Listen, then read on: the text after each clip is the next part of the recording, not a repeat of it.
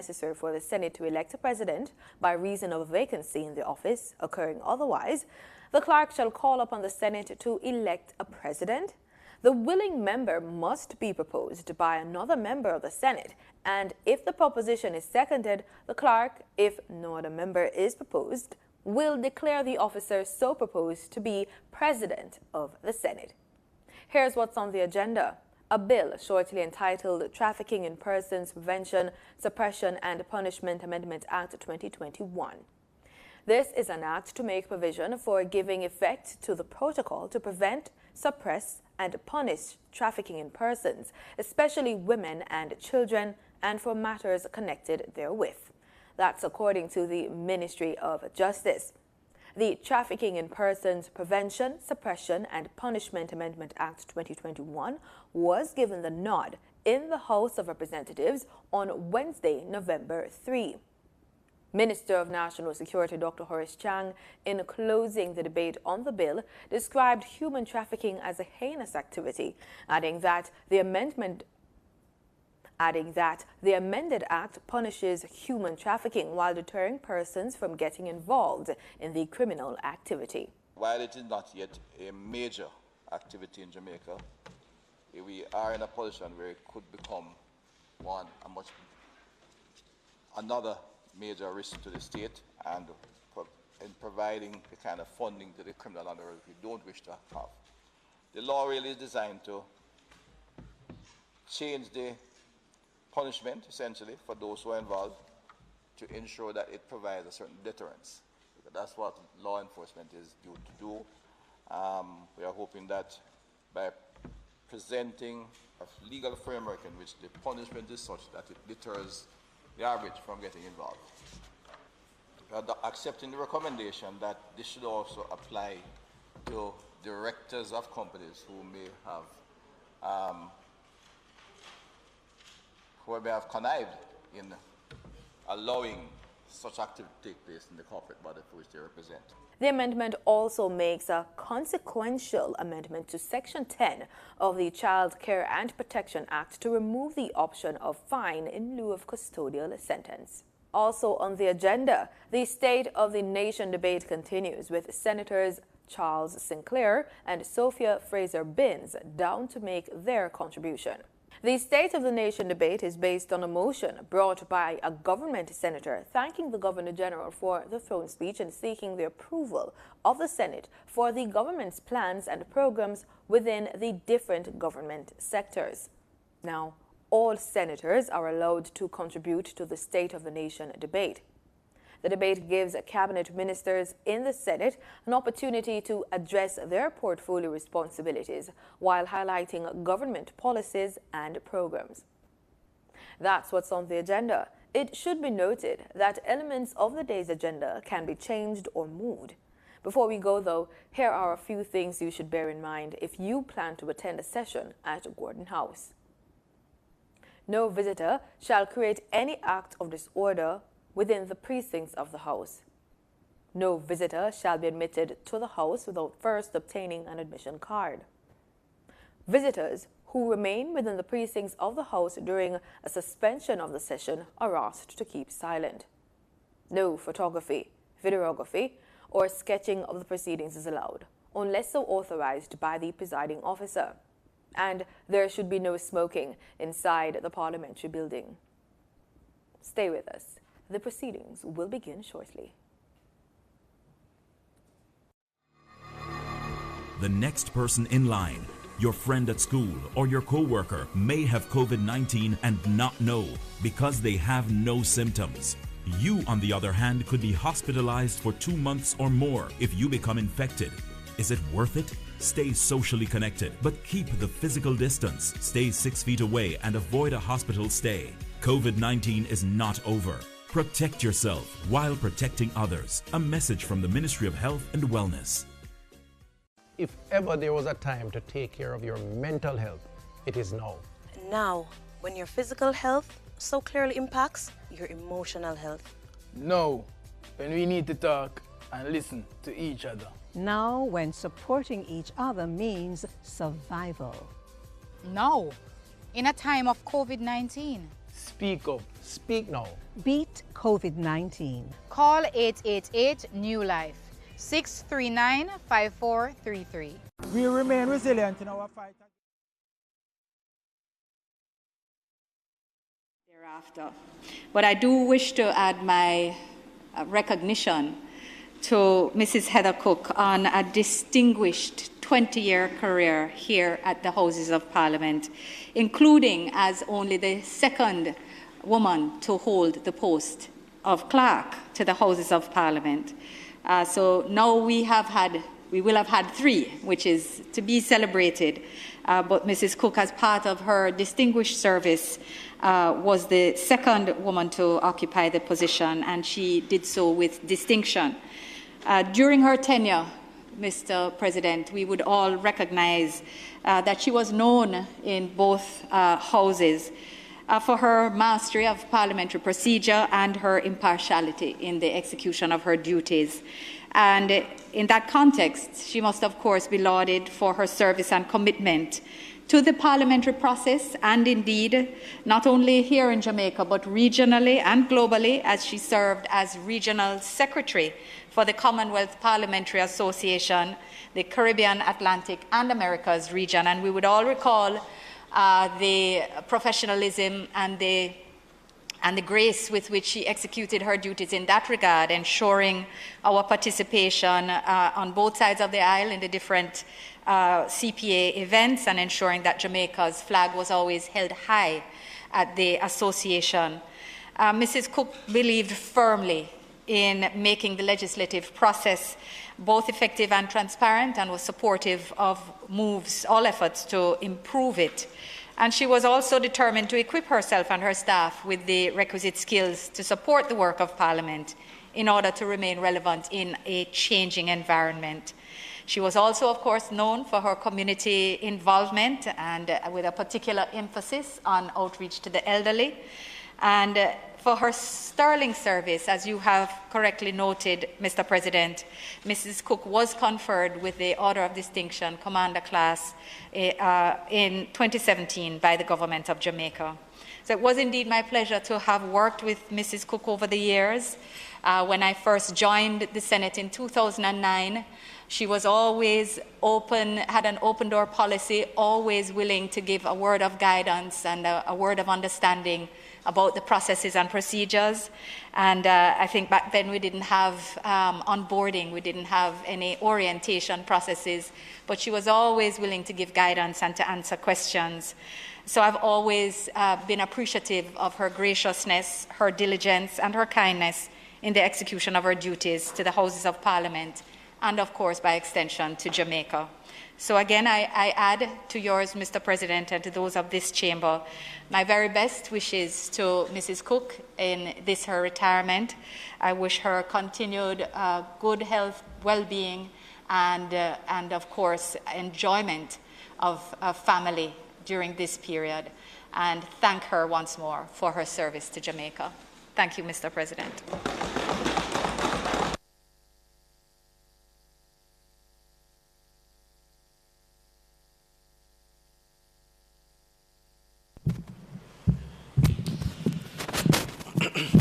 Mr. President, I rise to make my contribution on behalf of the opposition who joins in extending best wishes to Mrs. Heather Cooke and congratulating her for her seminal contribution to the Parliament over the 20-year period that she gave distinguished service to this noble institution. Mr. President, I joined the Parliament for the first time in 1998, and by 2001, Mrs. Heather Cooke joined the Parliament as the Deputy Clerk, and she served under the guidance of then Clerk of the House, Mrs. Shirley Lewis. By 2006, she was elevated and confirmed as the clerk for the Parliament. She had distinguished herself within such a short period of time and was elevated to that position. And as was indicated by you, Mr. President, the 20-year span of her sojourn at the Parliament was marked with distinction.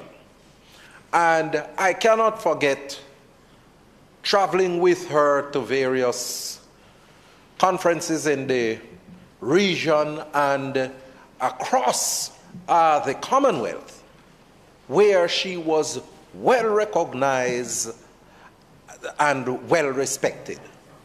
I remember what I call a whirlwind tour with her and the former Speaker of the House of Representatives, where we had to travel all the way to a Commonwealth Speakers and Presiding Officers Conference in New Zealand, and I think it was 2014. And that trip saw us traveling from Jamaica to New York, then to London, then to Hong Kong, then to into New Zealand, Christchurch, and from Christchurch to Wellington. And I think it was a week that we were there for the conference, and we came back the other way from Wellington into Sydney, Australia, from Sydney to California, and from California to Miami and back to Kingston. It was indeed a whole lot of traveling because of the challenges at the time in terms of traveling and the need to get the best airfare for the trip. But and also service, because she was very much insistent that when we pay, we must make sure that we receive the best service for what we are spending. And, you know, Mr. President, I've worked with her in my capacity as a Minister of State.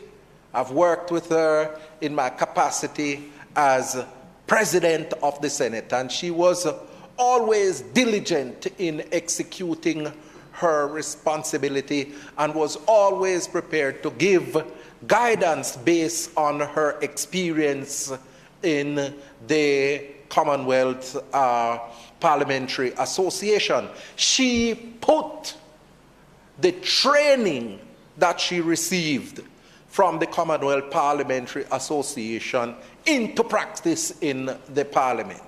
And she was always prepared to give guidance and counsel to me in the execution of my duty. And, you know, I'm very happy that she was recognized by the government of Jamaica for her distinguished career and was provided with the Order of Distinction Commander class in 2017, because indeed when people do good work, they must be rewarded. You know, Mr. President, Mrs. Cooke, by no means, she was never a big person in terms of her body structure, but I saw her as a quiet giant who was prepared to move and shake places wherever she was involved or whatever she was involved with to ensure that excellence be stamped all over her work. And I want to commend her for her service to the Parliament and people of Jamaica, and to say that the opposition is deeply appreciative of her service and her contribution, and we wish her well as she retires in this beautiful land of ours. May it please you, Mr. President.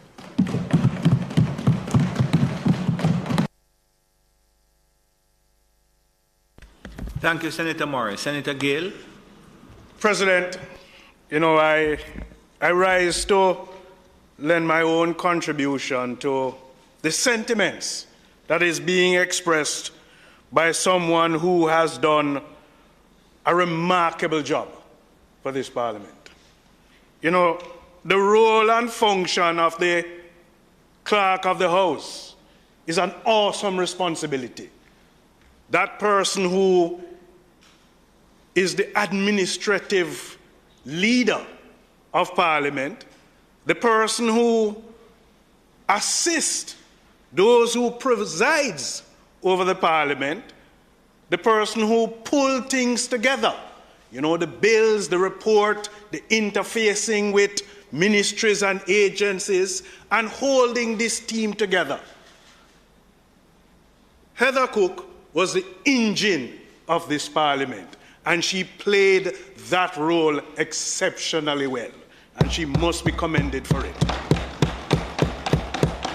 You know, it's an awesome responsibility, and it is not easy to keep parliamentarians together, for them to understand. And, you know, the point has been made about her statue. Heather Cooke had a way of advising you, and when you leave with the advice, you understand it. She might not have said to you what you wanted to hear, and she may have said no, but that no came across strong in a very gentle way. And I believe Heather Cooke was one of those persons who were persuasive in her demeanor. When I joined this Parliament in 2012, again, I can't recall having gone through any formal orientation. But she had an open door policy. You could always go to her. You could always ask her any advice, any information, and she was willing to offer it. And I remember, President, one of the few opportunities that I would have had to sit in that chair in your absence. I was guided. I was nervous, but I felt at ease when Heather Cooke stood up and she explained to me the procedure. I was at ease.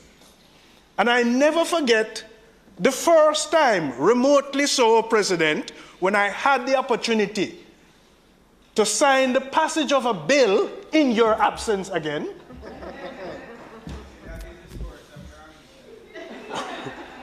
She turned around and she congratulated me. I don't know if she congratulated me on the fact that I would have done it for the very first time. It may have been given the opportunity again in your absence to do it.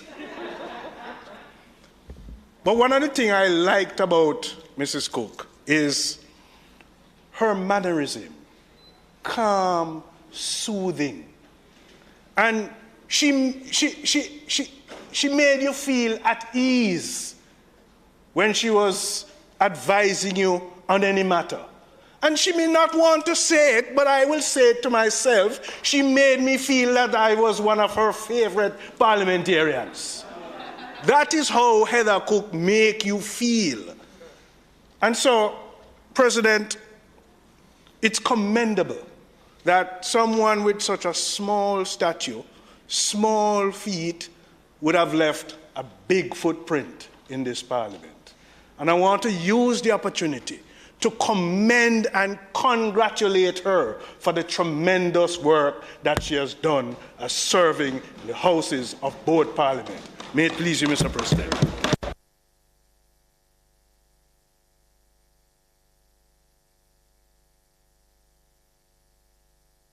Thank you very much, members. As I indicated, I will ask the clerk to prepare the Hansard in an appropriate form and send it on to Mrs. Cooke.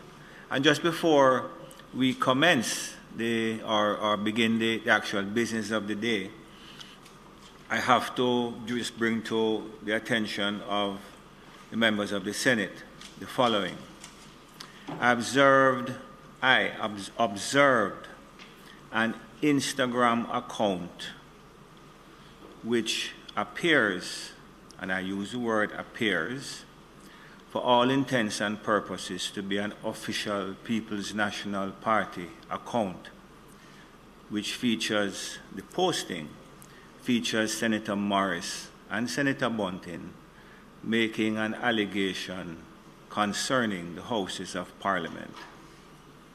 The video is entitled, and I quote, "Parliament Disabling Persons with Disabilities." And the post has caused some disquiet amongst the staff of the Parliament. And for that reason, I bring it to the attention of the Parliament. The essence of the post suggests that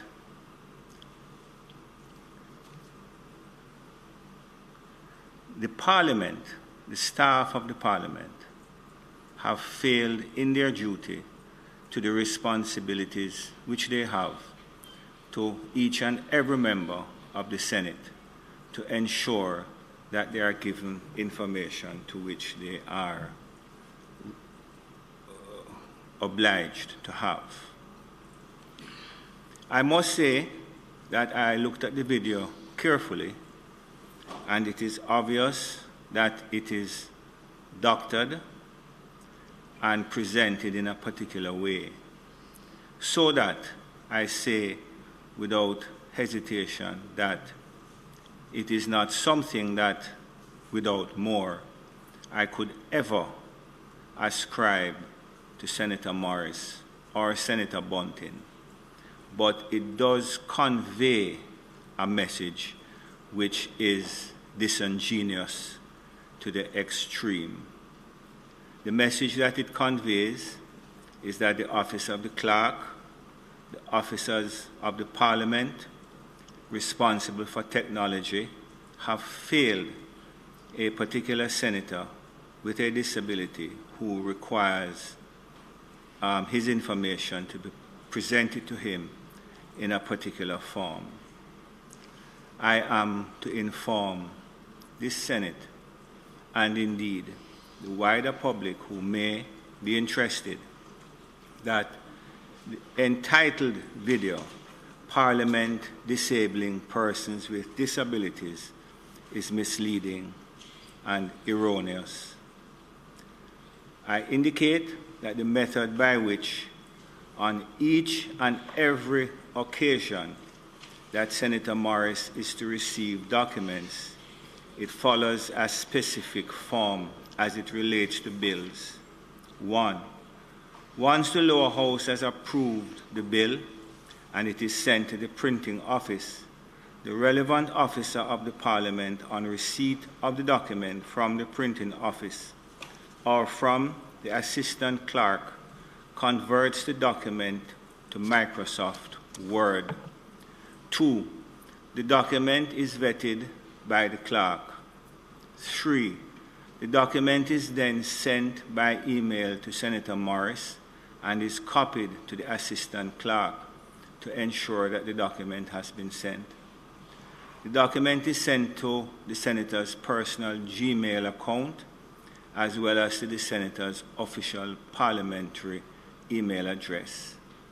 This process has been followed for all documents, including bills, for many years, and certainly since Senator Morris was the president of this Honorable Senate.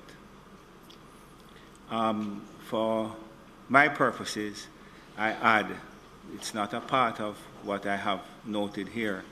I do know that on a number of occasions, certainly there have been complaints that the documents are not reaching on time, or that there has been a glitch, or that there has been some technical difficulty. But those issues as they arrive are dealt with as best as possible and as efficiently as possible within the context of the competence of the technological staff here at the Parliament. And if they arise, they certainly do not arise out of any malice or ill intent sufficient to be described as Parliament disabling persons with disabilities. In the instant case, I am informed that the relevant document was dispatched at 1:40, and I'm not going to get into any argument about that. Suffice it to say, and I close now, that the staff and persons responsible for the video and the Instagram post have brought the office of the clerk and members of the staff of this Honourable Parliament into disrepute, who have, over the years, sought to ensure that every member of the Senate receives all documents necessary for the carrying out of their function and at the earliest possible time before a debate. That is what I wish to say about that.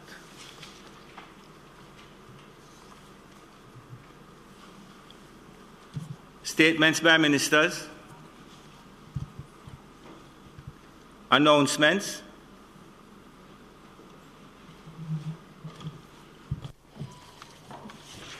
Laid on the table of the Senate today is a copy of the United Nations Security Council Resolution Implementation Democratic People's Republic of Korea Sanctions Regime Regulations 2021 and its resolution, and the Legal Aid Amendment Regulations 2021 dated November 2, 2021.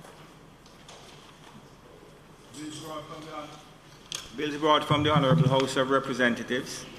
The following is a message from the Speaker of the House of Representatives to the Honourable Senate.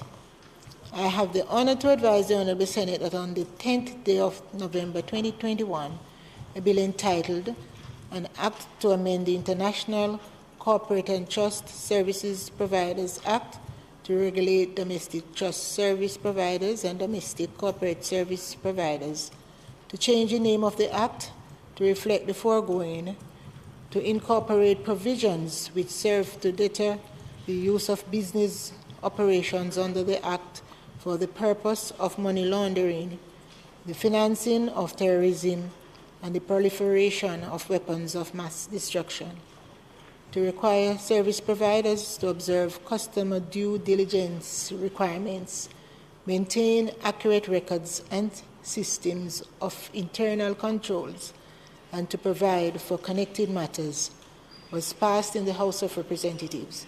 Signed, Marisa Dalrymple Philibert, CD, MP, Speaker of the House of Representatives.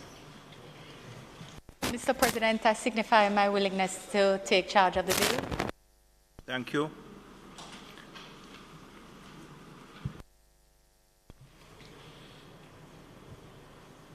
Thank you. A bill shortly entitled the International Corporate and Trust Services Providers Change of Name and Amendment Act 2021, read a first time. Mr. Mr. President, I beg to give notice of second reading of the bill. Thank you, Minister.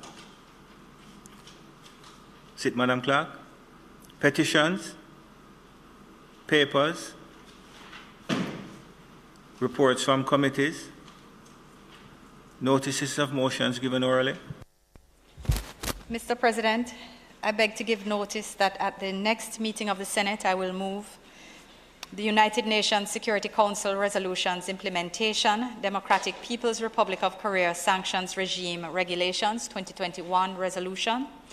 Whereas, by virtue of Section 3 of the United Nations Security Council Resolutions Implementations Act, hereinafter referred to as the Act, the Minister may, subject to affirmative resolution, make regulations to give effect to decisions A, of the Security Council under Chapter 7 of the Charter of the United Nations, and B, which Article 25 of the Charter requires Jamaica to carry out insofar as those decisions require Jamaica to apply measures not involving the use of armed force.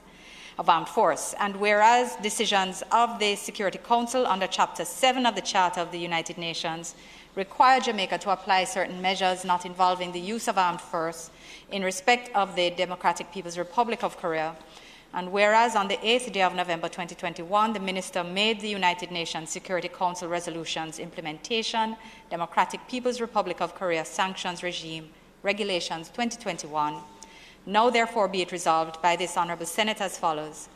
1. This resolution may be cited as the United Nations Security Council Resolutions Implementation, Democratic People's Republic of Korea Sanctions Regime Regulations 2021 Resolution. 2.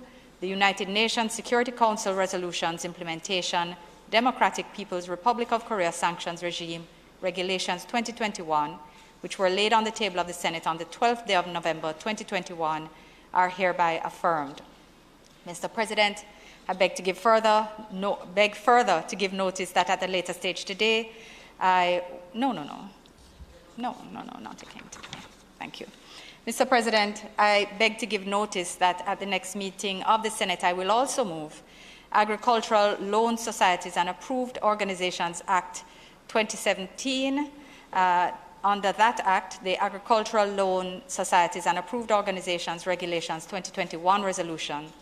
Whereas by virtue of Section 54.1 of the Agricultural Loan Societies and Approved Organizations Act 2017, hereinafter referred to as the Act, the Minister may make regulations to give effect to the purposes of the Act, and whereas Section 54.2 of the Act provides that regulations made under the Act shall be subject to affirmative resolution, and whereas on the 24th day of September 2021, the Minister made the Agricultural Loan Societies and Approved Organizations Regulations 2021, now therefore be it resolved by this Honourable Senate as follows. 1. This resolution may be cited as the Agricultural Loan Societies and Approved Organizations Regulations 2021 Resolution, and 2. The Agricultural Loan Societies and Approved Organizations Regulations 2021, which were laid on the table of the Senate on the 1st day of October 2021, are hereby affirmed. And Mr. President, I beg to give further notice still, that at the next meeting of the Senate I will move, be it resolved that the Legal Aid Amendment Regulations 2021, dated November 2nd, 2021, were laid on the table of the Senate on the 12th day of November 2021, be referred to the Regulations Committee of the Senate for consideration and report. And Mr. President, I beg to give notice that at a later stage today, I will move for the suspension of standing orders to allow me to take this motion. Thank you very much, Minister. Questions and answers to questions. Senator Morris.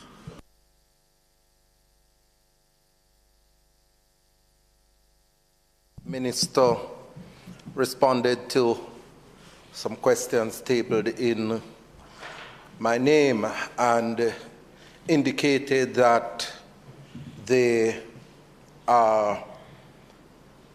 soft copy would have been transmitted to me. And I followed up with questions on that last week, and it was promised that I would have gotten the answers to the questions, and to date, I've not received those answers to the questions in the appropriate format.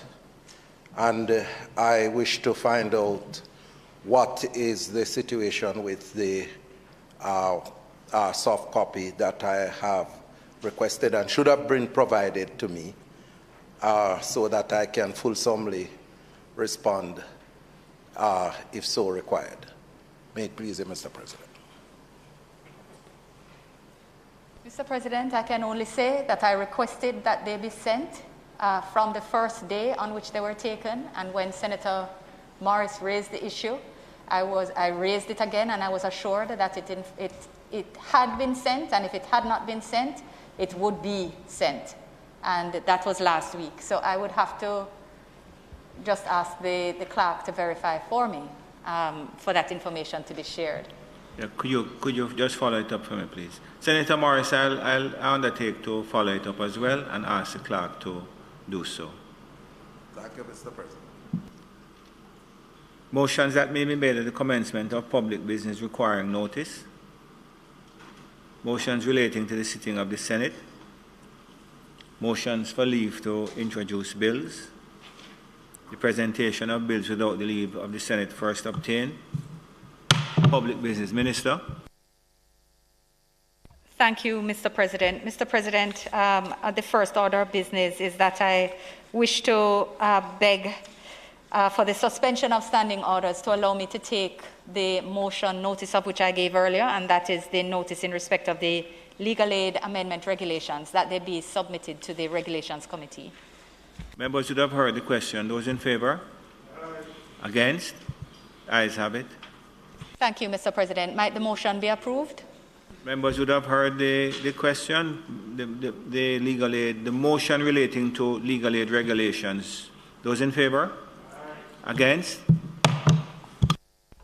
Thank you, Mr. President. Mr. President, it is now intended to take the Trafficking in Persons Amendment Bill 2021, which will be led by Minister Samuda. Thereafter, we will take the continuation of the State of the Nation debate, which will continue today with contributions from Senator Frazer-Binns and Senator Sinclair in that order based on the last contributor to that debate.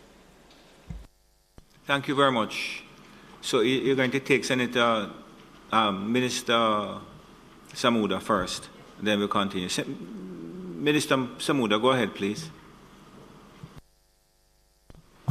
Thank you, Mr. President. Senator Gill.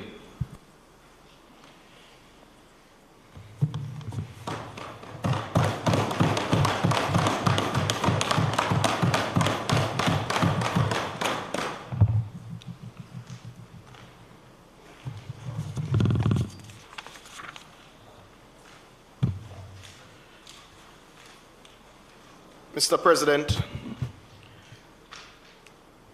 trafficking is a crime that preys on the vulnerable and is unfortunately extremely lucrative. It plagues every country in the world, and the reprehensible perpetrators of human trafficking unfortunately also target our children, women, and marginalized citizens. Mr. President, Jamaica's geographic location places the country at risk of being used as a transit and destination country for human trafficking in persons. Our geographic location, as we know, is both a blessing and a curse. Sadly, this form of modern-day slavery is one of the fastest growing forms of international crimes and is estimated to be among the most profitable crimes in the world. The International Labour Organization estimates that globally trafficking in persons generates approximately $150 billion in profits, Senator Webby, each year. Mr. President, the global share of detected child victims has tripled over the last 15 years. These victims are subjected to unspeakable violations and harm. 50% of detected victims were trafficked for sexual exploitation, while 38% were exploited for forced labor. Other victims are forced into marriage, begging, criminal acts, and armed combat. In February of this year, the United Nations Office on Drugs and Crime, and I'll refer to it as UNODC beyond this, reported that since the onset of the COVID-19 pandemic, there has been an overall worsening in the trend in human trafficking. And the share of children among detected trafficking victims has tripled, while the share of boys has increased 5 times in the past 15 years. Given the protracted impact of COVID-19, a growing number of people are experiencing economic and social vulnerabilities that has increased their risk of falling prey to human traffickers. Mr. President, while recognizing the progress that we are making to implement the SDGs, specifically Objective 10 of the Global Compact for Safe, Orderly and Regular Migration, the amendments being proposed are timely as they reaffirm Jamaica's commitment to the appraisal of the United Nations Global Plan of Action to Combat Trafficking in Persons and the strategic priorities of the government to criminalize trafficking in persons in all its forms, to disrupt and dismantle criminal networks involved in such crimes, and to forfeit their ill-gotten gains. Mr. President, let it be known and be understood, and I'm sure will come out from contributions from colleagues on both sides of the bill, that we will make these amendments and continue to strive for the rooting out of trafficking in persons, certainly within Jamaica, and play our part in our region, not just because of international commitments, not just because it is a global scourge, but because of our own history and our own rejection of such crimes.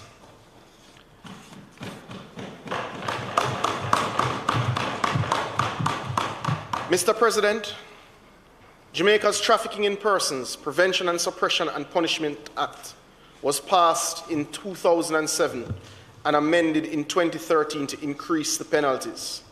The Act was again amended in 2018 to enable a judge to try trafficking offences without a jury.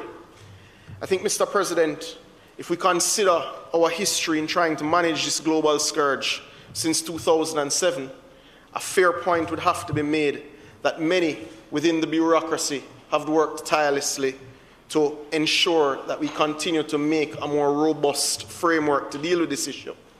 It would also be appropriate to note that many within the political directorate of both sides of this Parliament have also worked tirelessly to ensure that we get on top of this scourge.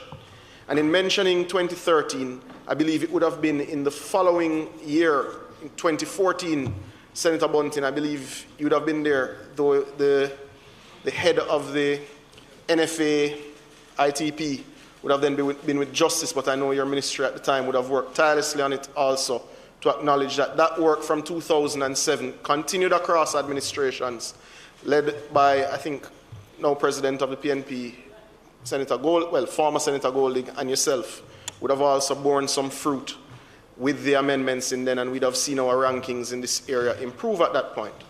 It is our expectation as we continue to do the work that these sets of amendments, as well as the actions that we're pushing forward, will continue to see our rankings improve at that stage. So this is a good example of government working across administrations. I don't say that to diminish the scale of the problem that is before us and the problem that faces all citizens of the world in getting on top of this, because there is much work to be done in this area, but to acknowledge that the work has gone on across both sides.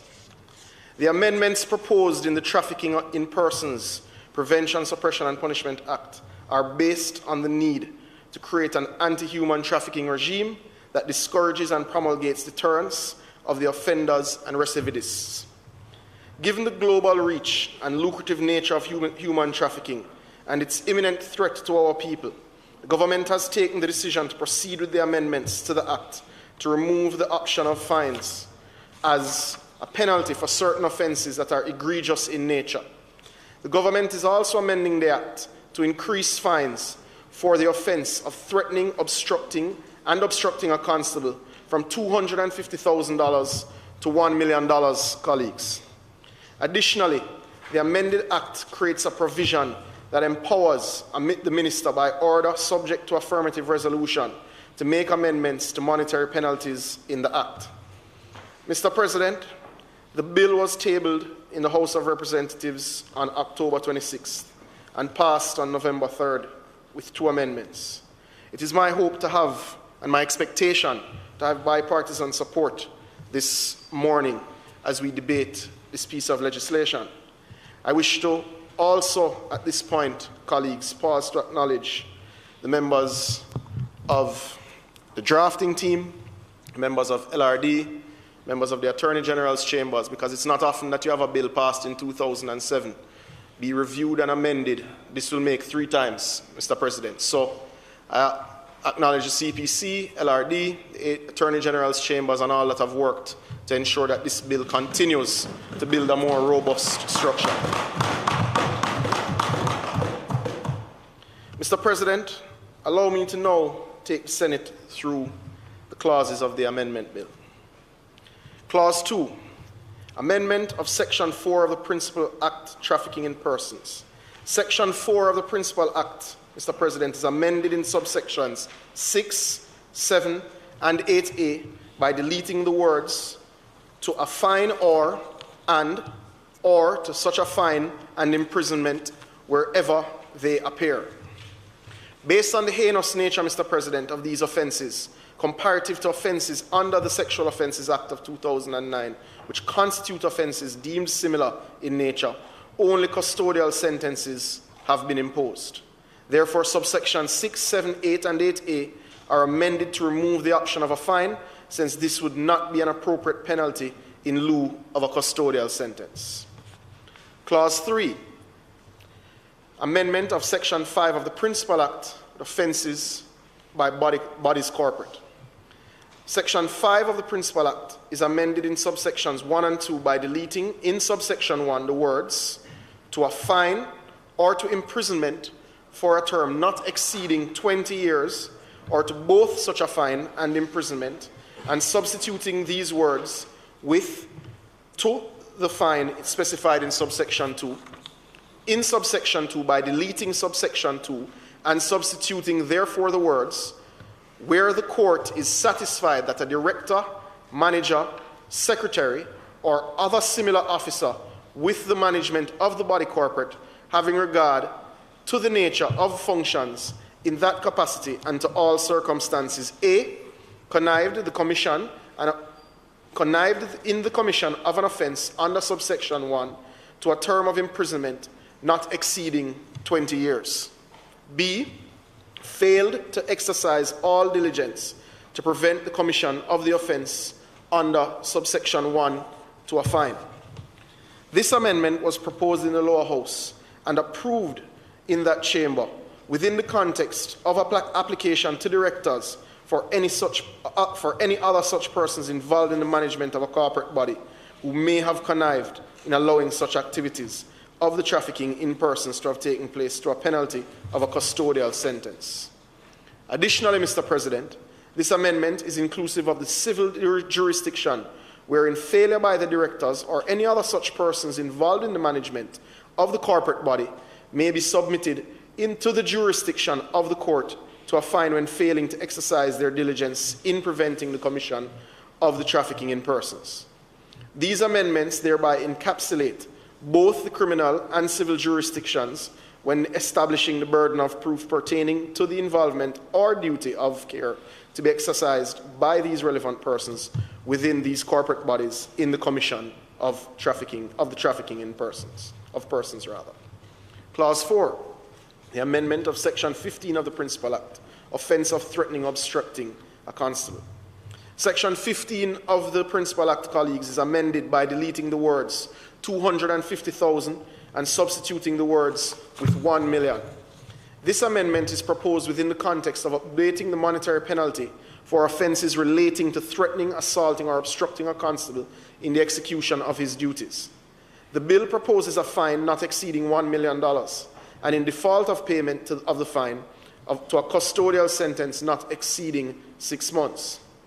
This amendment aligns with the penalty provided for in Section 30 of the Constabulary Force Act. Clause 5, amendment of Section 17 to the Principal Act, order to increase fines. Section 17 of the Principal Act, colleagues, is amended by deleting the marginal note, which currently states order to increase fines, and substituting, therefore, the words amendment of monetary penalties. This is particularly important, colleagues. Consequent on this amendment, subsection 1 is also being amended by deleting the words increase the fines and substituting, therefore, the words amend the monetary penalties. This amendment provides for an easier mechanism to amend the monetary penalties, thereby allowing for any monetary penalties to be kept current. Now we move to Clause 6. The amendment of Section 10 of the Child Care and Protection Act 2004, prohibition against sale or trafficking of children. Section 10 of the Child Care and Protection Act 2004 is consequentially amended in subsection 2 by deleting the words to a fine or to both fine and imprisonment. Section 10.2 of the Child Care and Protection Act 2004, Mr. President, establishes a prohibition against the sale or trafficking of children and provides a penalty for any person who commits the offense, liable on conviction on indictment before a circuit court, to a fine or to imprisonment with hard labor for a term not exceeding 10 years, or to both such fine and imprisonment.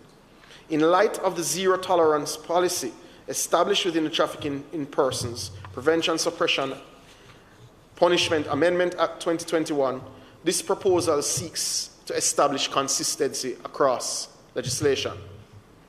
Mr. President, in concluding, universally, administrations must reinforce legislation and policy parameters to combat the real and present threats presented by human trafficking. We must also acknowledge the urgency for these particular amendments when we contend with the scourge of COVID-19 and its economic effect, making the most vulnerable within our society even more vulnerable to these threats. Through these amendments, Mr. President, this government has taken a targeted approach to discourage criminals from taking advantage of the imperiled in our society. We are seeking to augment our legislative framework to bolster our anti-human trafficking regime by conveying strong sentiments through the enforcement of custodial sentences. Mr. President, this is in line with best practices and international standards. Mr. President, it is for these reasons that we are asking that the Trafficking in Persons Prevention, Suppression and Punishment Amendment Bill be passed in the Senate here today. I thank you.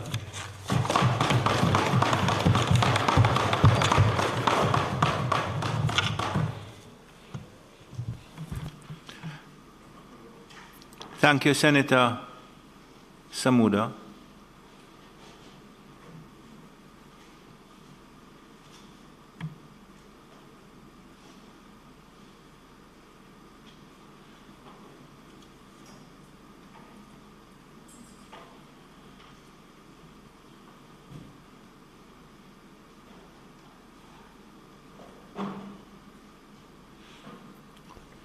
Senator Bunting.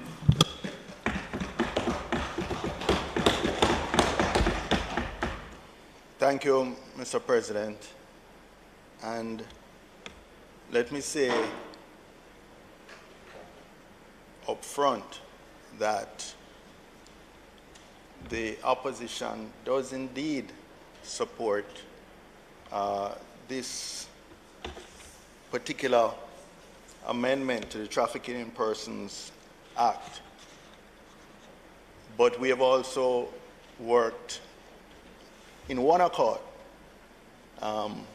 across administrations over a long period of time to strengthen the framework to combat trafficking in persons.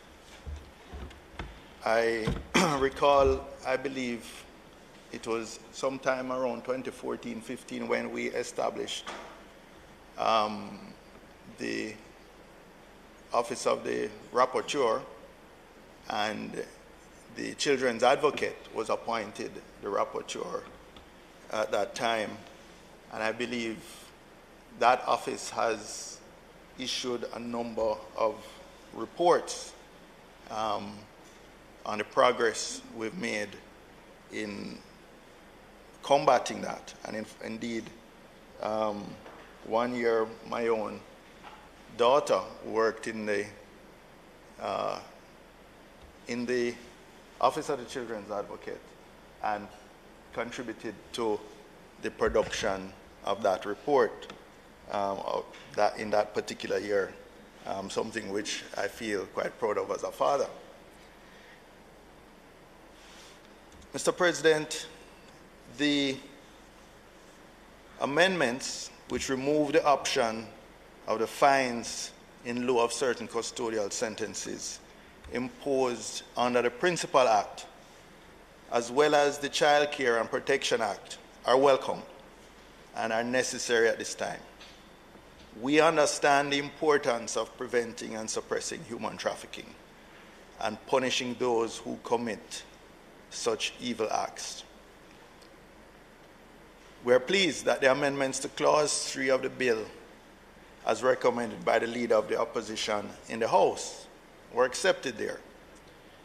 Clause 3 of the bill amends Section 5 of the Principal Act, which provides that where a body corporate commits an offense under the Act, the directors, the managers, the secretaries, or similar officers concerned with the offense would be liable on conviction to a fine or to imprisonment for a term not exceeding 20 years or both. This would mean a person involved in operating a trafficking organization as a body corporate could potentially hide behind that corporate veil and be charged a fine rather than being imprisoned.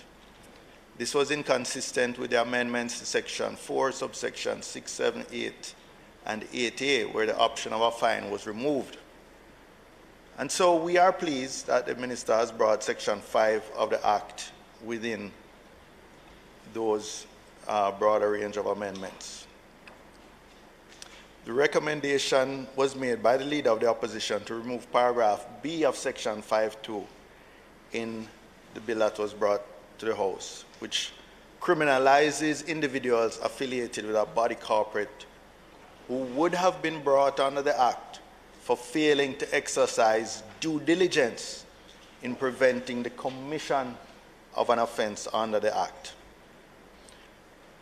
Mr. President, failing to exercise due diligence would ordinarily be a civil offense, and so removing the penalty of imprisonment in this instance would ensure uniformity of offenses across different pieces of legislation. Mr. President, before I close, let me just use the opportunity to assure the clerk and the staff of Parliament that the edited clip you referred to earlier had no intention of criticizing the clerk nor the staff. It was entirely aimed at criticizing you, Mr. President. And so I just want to ensure the clerk and her staff that the edited video, not doctored, because there was nothing altered in it, was edited, was certainly not intended to be a criticism of the staff of this Parliament. Thank you.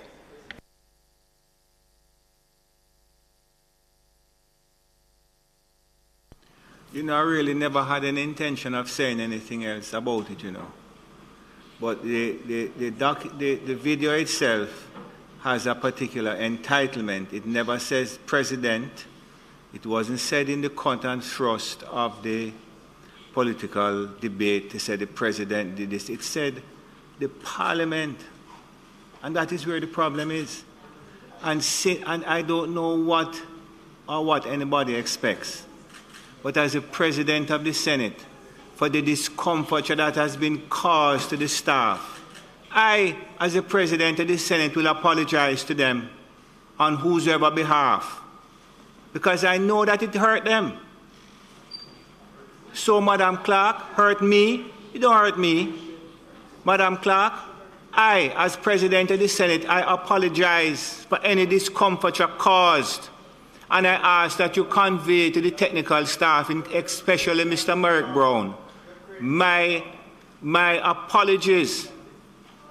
And it was my intention to continue this debate. Next speaker, please. Senator Gale.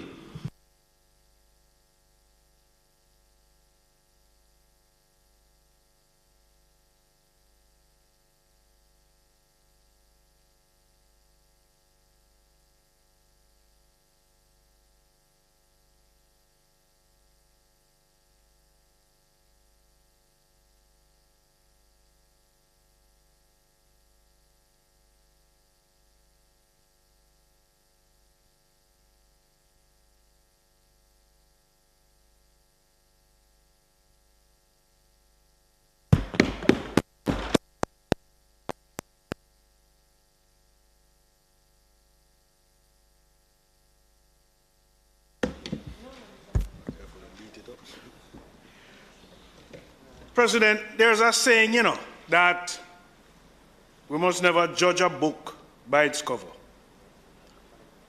And when you look at the size of these amendments today, they might appear very small, but they are big in nature because we have to fight the trafficking in persons. Very big for a big business. That's what it is. President, all over the world, in increasing numbers, people move from their own town to city, and from city to country, and across continents, in searching for a better life and a new beginning, just because of what circumstances dictate.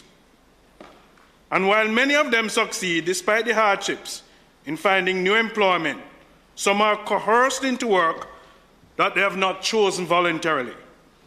And they have been deceived about the nature of their work or conditions. They have been deceived about their employment contract. Some of them are subjected to violence, confined to the workplace. They don't receive the wages that they have been promised. President, they are victims of forced labor, and they have been trafficked into a situation which they find difficult to escape.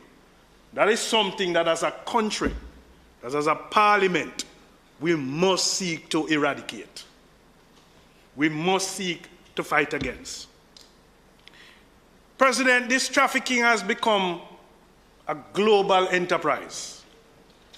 It can involve both legal as well as illegal activities. And it is fueled by criminal networks that is seeking to exploit the loopholes of even our migration policies, even our labor regimes. And what trafficking does, sir, is that it responds to the bottleneck of cheap labor, where labor is easily disposable in many countries around the world. And it relies heavily on certain industries, the agriculture industry, domestic work, construction, even the hospitality industry. Mr. President, we often see the exploitation coming in what I consider as fake job advertisements, telling you, enticing you for lucrative jobs,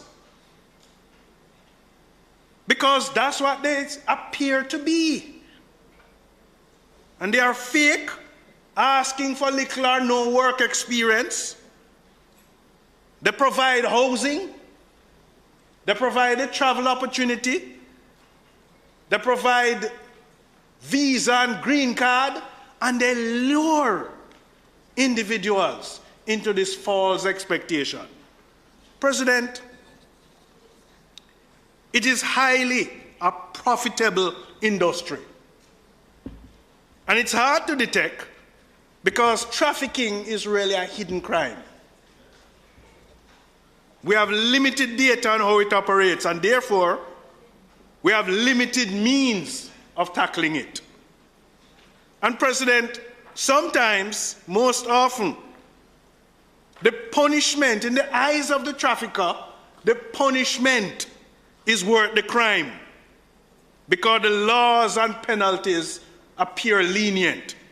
And so we must take steps to strengthen those penalties.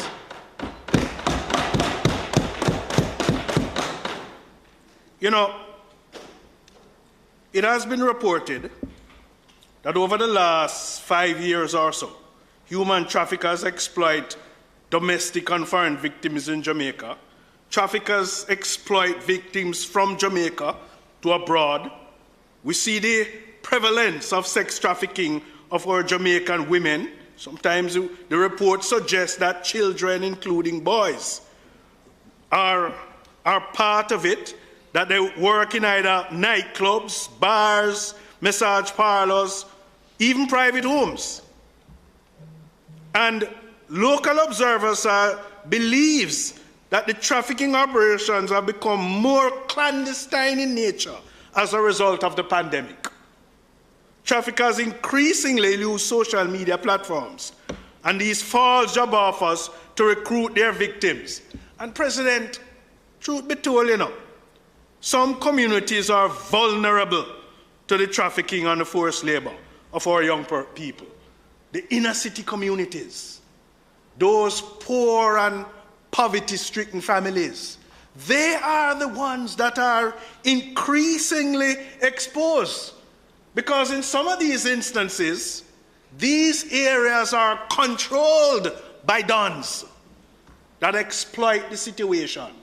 So the traffickers may have a base. It is not just must be left up to the destination that the traffickers go to, but the country of origin. And so the investigation must take place from here. President, given sometimes we also have a situation where our girls, young ladies, are sometimes coerced by family members and are subjected to this kind of trafficking by men who provide monetary or material payment to the girls and even their families in exchange of being part of trafficking. President, sometimes we see the reports, you know, especially on social media, where young ladies have gone missing or we see a missing alert. And then another report comes out that they are either found or have returned. President, in an attempt to get to the root of these issues, anytime there's a report that there's a young lady that is missing and has been found or either returned, there must be an investigation on it. If we are going to get to the root of it, don't leave it just that they are found or they have returned. There must be an investigation. And it may very well include an investigation in relation to the family. If we are going to get to the root of it, let's pursue these types of investigation. President, you know, according to the 2021 Trafficking in Persons report conducted by the U.S. Department of State, Jamaica is rated at Tier 2. And it would suggest that as a country, we do not fully meet the minimum standards for the elimination of trafficking, but is making significant efforts to do so. The reports also indicated that the government demonstrated overall increasing efforts compared to the previous reporting period. That, sir, is commendable. It means as a government we are taking the necessary steps to make the change. And that is what we are continuing to do today by these amendments. And so, President, these efforts, including achieving a trafficking conviction that resulted in a significant prison term and restitution paid to the victim. Mr. President, there's a lot of work that needs to be done.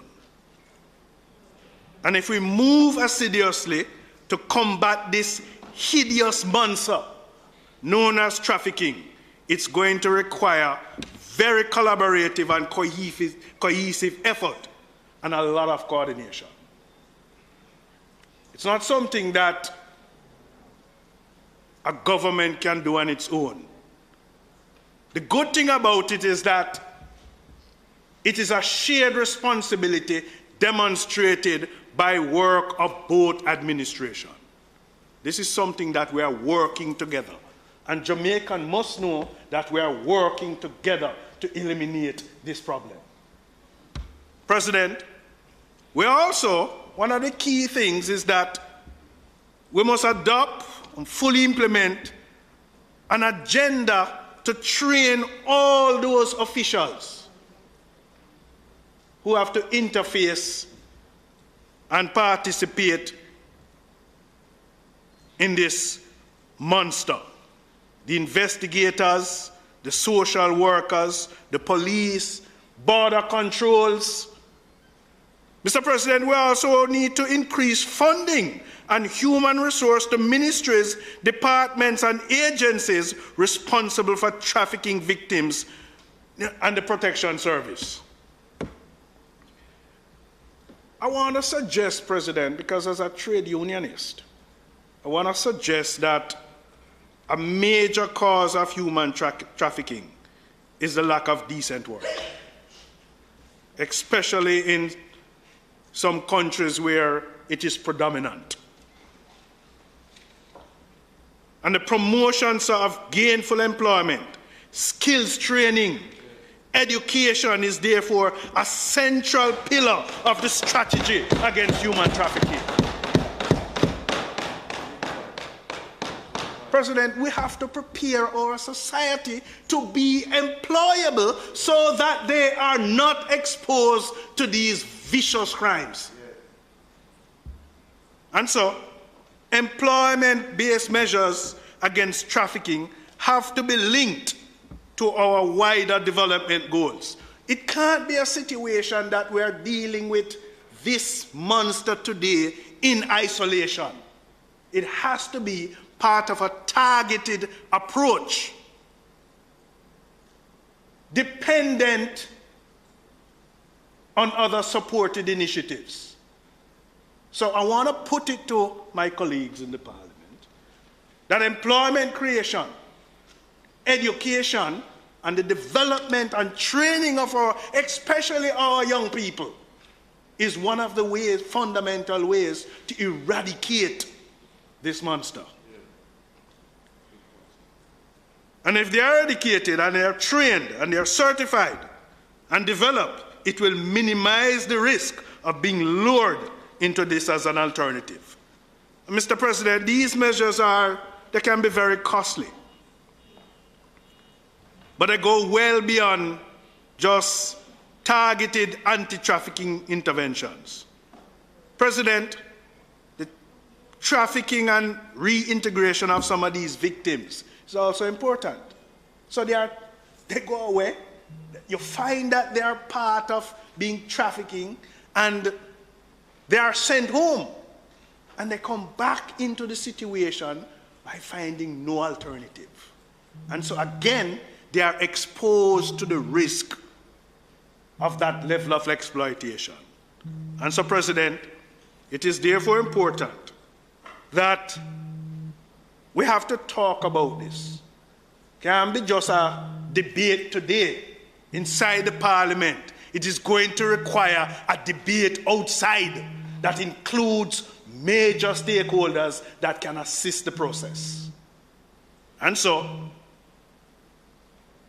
the labor market institutions, discussions at the political level, discussions in supporting with those institutions that deal with training and education. It requires a collaborative, cohesive effort. And I'm hoping, President, that the discussion and the debate will not end here. It will continue for the sake of protecting our society against this blatant monster. May it please you, Mr. President.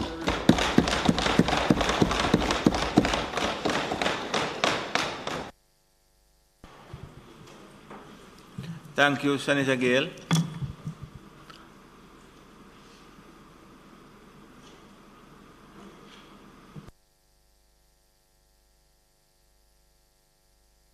Going for the other lectern. You want it? Yeah, I think she changed, the lectern.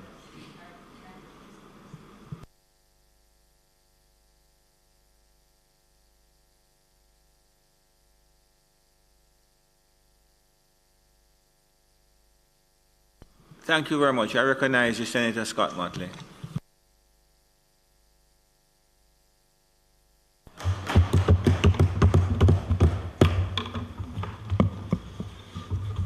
Thank you, Mr. President. I could not allow this occasion to pass without saying a few words on it. I don't think there's anybody who would be able to oppose the amendments which are being made today. In fact, it ought not to have been an alternative in the first place. Nobody should be able to commit this kind of heinous crime and be fined for it. It, to me, is one of the worst offenses which anybody can commit because it reminds me so much of slavery. It reminds me so much of someone taking your body and possessing it as if it was their own or just a piece of cardboard, just without any sort of respect for humanity. But, Mr. President, this act was passed in 2007. And I wonder what sort of progress we have really made. I know that internationally, there have been some commendations for what successive governments have done. But when I drive on the streets and I see boys begging, and I see the windshield wipers, who I understand are counted as being employed, I wonder how seriously the society takes the issue of trafficking in persons. And I wonder if any of the persons who are so concerned about this scourge have ever sent anybody to investigate to see if these little boys and sometimes girls are there at someone else's behest. When we have rural communities where young girls are sent to the house of an older man because of benefits which they gain, material benefits, help with school uniform, help with school fee, food for the household. I wonder if we are really taking it seriously. And I wonder if we should not be doing something to be able to educate people to understand the trauma which they are actually causing. You see, Senator Gale, in many communities, this is how it has always been. This is how it has always been. You have 6 children, you send one to your cousin in Kingston, hoping that she will go to school, and knowing full well that that means that she will have to be up from morning until night, working as a domestic worker in the household, taking care of children, a little child, doing all of that. And so, in a way, I have to ask myself how truly committed we are to this process, how truly committed we are to attempting to eradicate the trafficking in persons.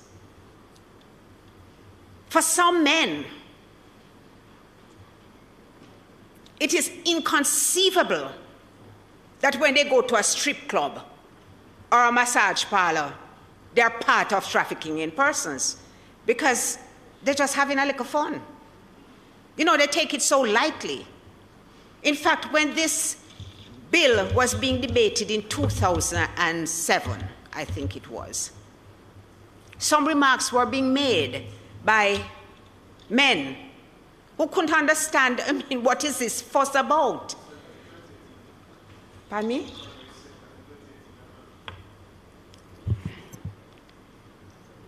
I'm not hearing. I don't have a solution. I'm not pretending here today that I know how to deal with it. But I know that until we have a course of conduct which will begin to sensitize others as to what is happening, then we would have failed. Mr. President, it's very curious that it was only in 2021 that persons were fined for trafficking in persons. And what had happened, the first in 2021, the person was charged with sexual exploitation. He was accused of recruiting and forcing a Guyanese teenager into prostitution. And he was ordered to pay a fine of $2 million or face 6 months in prison if he failed to pay. I'm sorry, if she failed to pay, because this was a woman. It was actually a woman who had done this. She was also given a suspended sentence. But how that came about was because they had a plea deal. And Mr. President, you will be very familiar with how these plea deals work. The second one who was fined was again through a plea deal negotiation. And he was fined $800,000. The others, in fact, were very hefty sentences, appropriate sentences in my view. Although we have only had matters brought before the court in 2015, 1, 2016, 1, 2016, 2, 2018, 2, 2019, 1, 2021, and 2 in 2021. And when I say brought before the court, I don't mean that they were prosecuted. I mean that they were actually convicted of an offense. I do not believe that there have been many prosecutions either. And it is that I think that we need to try and address, so that people who actually commit these offenses are brought before the court. And it shouldn't be so difficult, because it happens before our eyes every single day. The worst thing about it, Mr. President, is when you see a missing persons report. Just last week, a girl and her brother went in the town in Old Harbour to buy a birthday cake for a celebration, and then disappeared, just vanished, without a trace. We still have not heard anything about Jasmine Deans, a blind woman, helpless, who was just taken and has not been seen since. Although over 500 people were engaged in a search for that little girl from St. Thomas, and I think everybody cried when she was found. I think everybody cried tears of joy when she was found. There was such a celebration all over the nation, because sometimes some touch you more than some. But where is this man who it was alleged abducted her? 500 people out there searching. The commissioner of police himself out there. Everybody searching for this man in St. Thomas. And he, pardon me? Somebody knows where he is, Senator. Somebody knows, and he's being protected, because they don't see it from the same lens that we see, to see the severity of the offense. And so, Mr. President, I make this call. When we see it before our eyes, when we see it taking place, don't turn a blind eye. Try and do something. Make a report. Make a call. Say something to the police.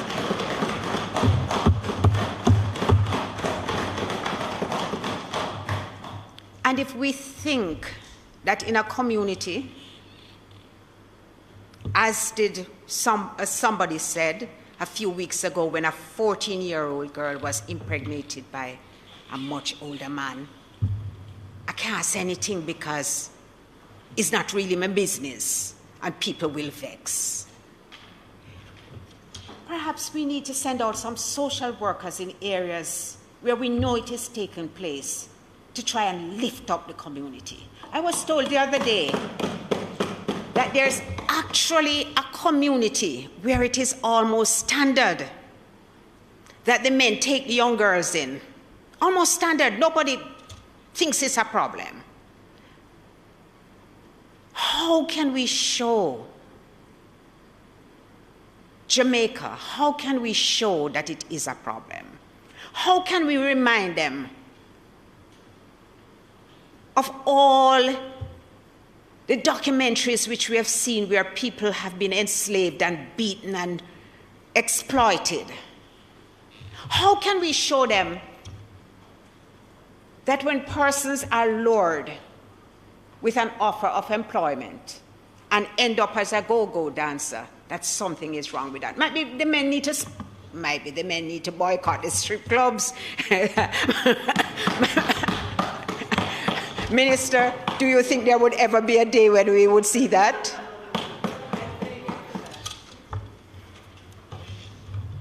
So, Mr. President, I support these long overdue amendments. They have enhanced the bill. They have enhanced the legislation.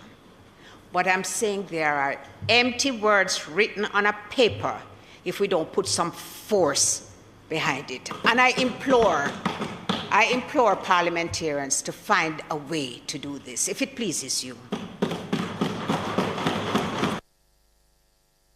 You know, Senator Scott Motley, there was I guess, maybe 2 or 3 years ago, there used to be ads on the television explaining what human trafficking is and talking about the girls in clubs and so on, but I haven't seen any of those recently. Maybe we need to look back at that. Thank you, Senator Scott Motley. Minister. Thank you, Mr. President. And indeed, those ads do still run on PBCJ, but perhaps we could look into, and GIS, exactly, but perhaps the broader public education and sensitization program does require revisiting. Mr. President, I rise to make a contribution to this bill, partly, of course, because of its international relevance, recognizing that the ILO reports almost 25 million persons being trapped in human trafficking and exploitation around the world, and the global community's recognition that this is indeed a transnational problem and is taking action to deal with it through across international borders, through various protocols and conventions, including the UN Convention Against Transnational Organized Crime, which is supplemented by protocols which include, of course, the matter closest to what we have before us today, which is the protocol to prevent, suppress, and punish trafficking in persons, especially women and children. And this particular protocol is intended to facilitate convergence in national approaches with regard to the establishment of domestic criminal offences that support efficient international cooperation in investigating and prosecuting trafficking in persons cases. So the act that we have before us, the act that was passed in 2007, amended in 2013, amended again in 2018, and again being strengthened today, is part of this body of domestic implementation of international work that recognizes the cross-border nature of much of what happens with trafficking across the world.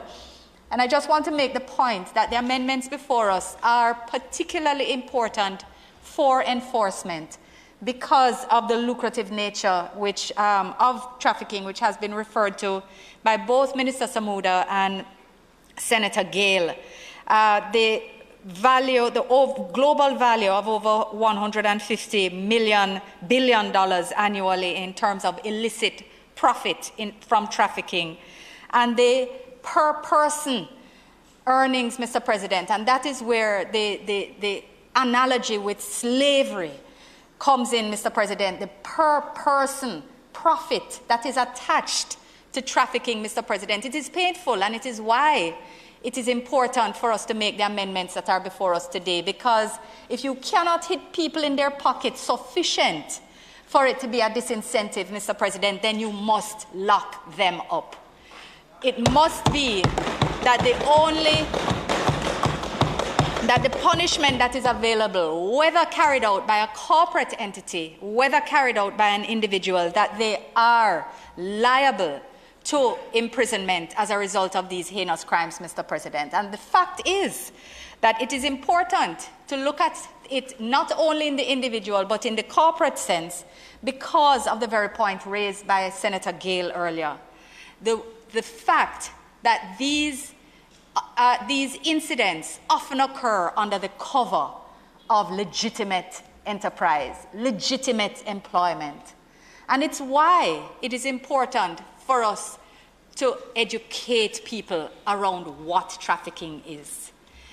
I think, Mr. President, the points made by Senator Scott Motley could not have been more effectively made in respect of the extent to which it happens around us and is normalized in communities, in societies as a whole, and I dare say, from the comments made, even in Parliament. If it is that persons continue to ask whether, what is the fuss about persons that are tricked, Mr. President, tricked into prostitution, that are tricked into subservience, that are tricked into sexual subservience, abuse and exploitation through just their desire to have a better life. So it happens globally and it happens in communities, Mr. President. It happens at every level. And it's why it's important for young people, boys and girls, seeking opportunities to take care, to ask questions.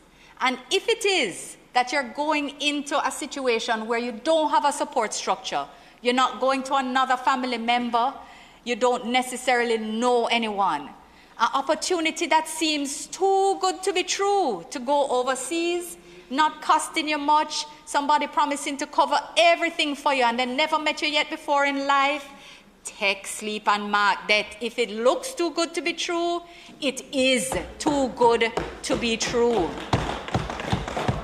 If you ask questions, and I'm just using the opportunity of this platform to add my voice to the education and to play that role that we can play here as well, Mr. President. If you ask questions, and I know when you are in a vulnerable position, you don't feel that you should ask questions, and the person on the other side of that phone does not want to answer them, take sleep and mark that again, Mr. President. If they don't want to answer your questions, it might be because they know you won't like the answer that they give you.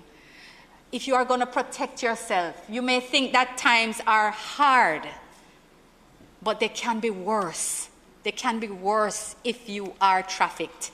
And Mr. President, it's therefore important for us to remember what trafficking is. And trafficking is where somebody recruits, transports, harbors, or receives anybody who has been tricked, deceived, and whether kidnapped or through abuse of power has been moved into a situation of servitude.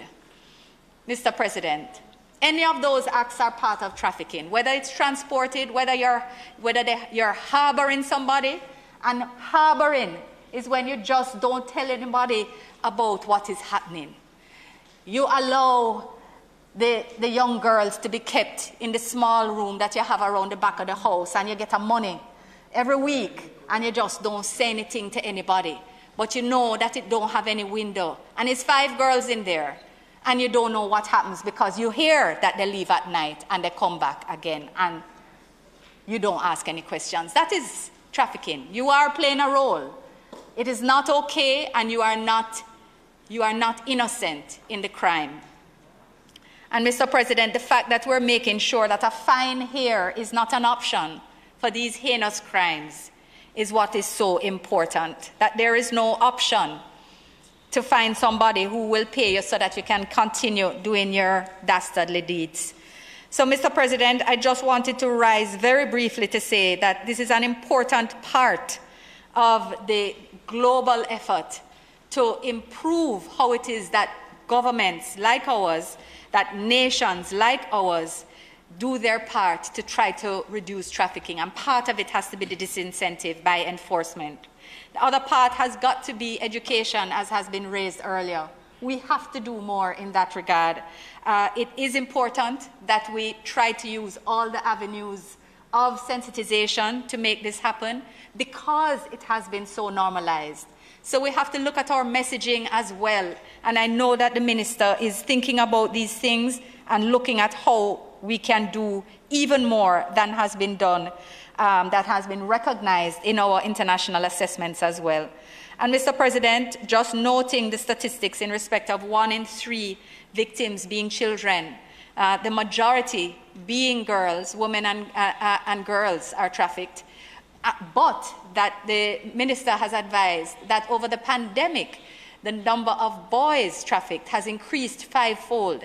This is, this is frightening.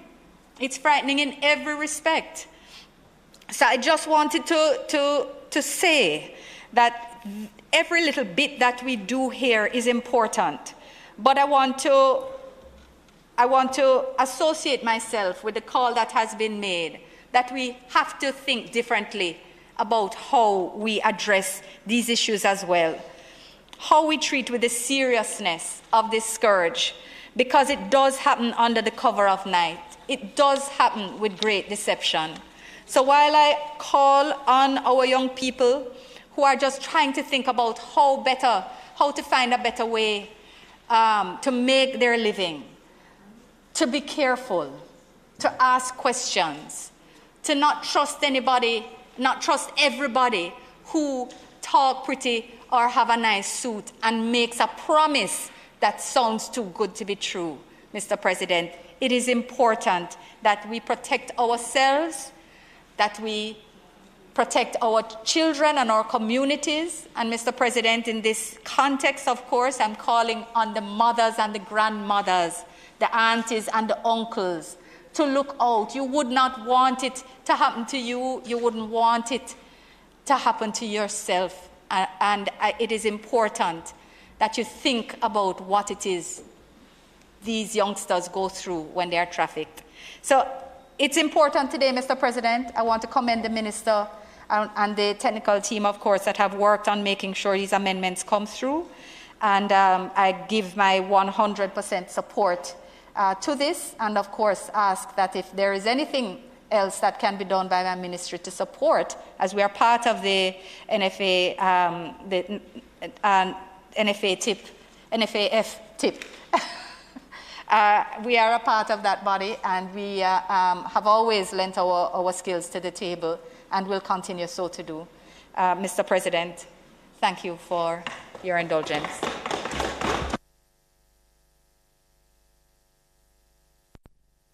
Thank you, Minister Johnson-Smith. Senator Longmore.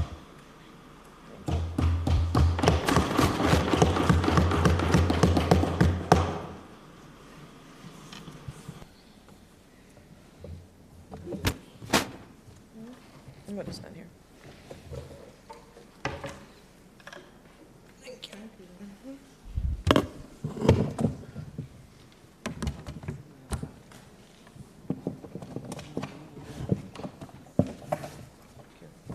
Thank you, Mr. President. Mr. President, I had to participate in this debate. I won't be very long, but it is of such important relevance to our society that I must make a few comments.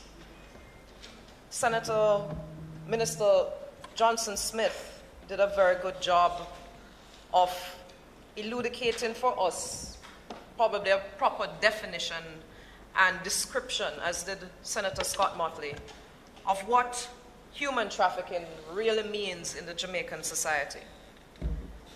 But, you know, sometimes when we use these large terminologies, it becomes lost on the people who are primarily targeted by the perpetrators of these acts. The recruitment, transportation, transfer, harboring of and/or receipt of persons by means of threat or use of force or other forms of coercion, of abduction, of fraud, of deception, of the abuse of power or a position of vulnerability, or of giving or receiving of payments or benefits to achieve the consent of a person having control over another person for the purposes of exploitation. This is really what is at the core, in my mind, of something that is quite evil. Mr. President, such exploitation includes, at a minimum, sexual grooming, prostitution or other forms of sexual exploitation, forced labor or service, slavery or practice similar to slavery, servitude, or even the removal of organs. Such is the reality that some victims may face. Mr. President, globally it is estimated that over 20.9 million victims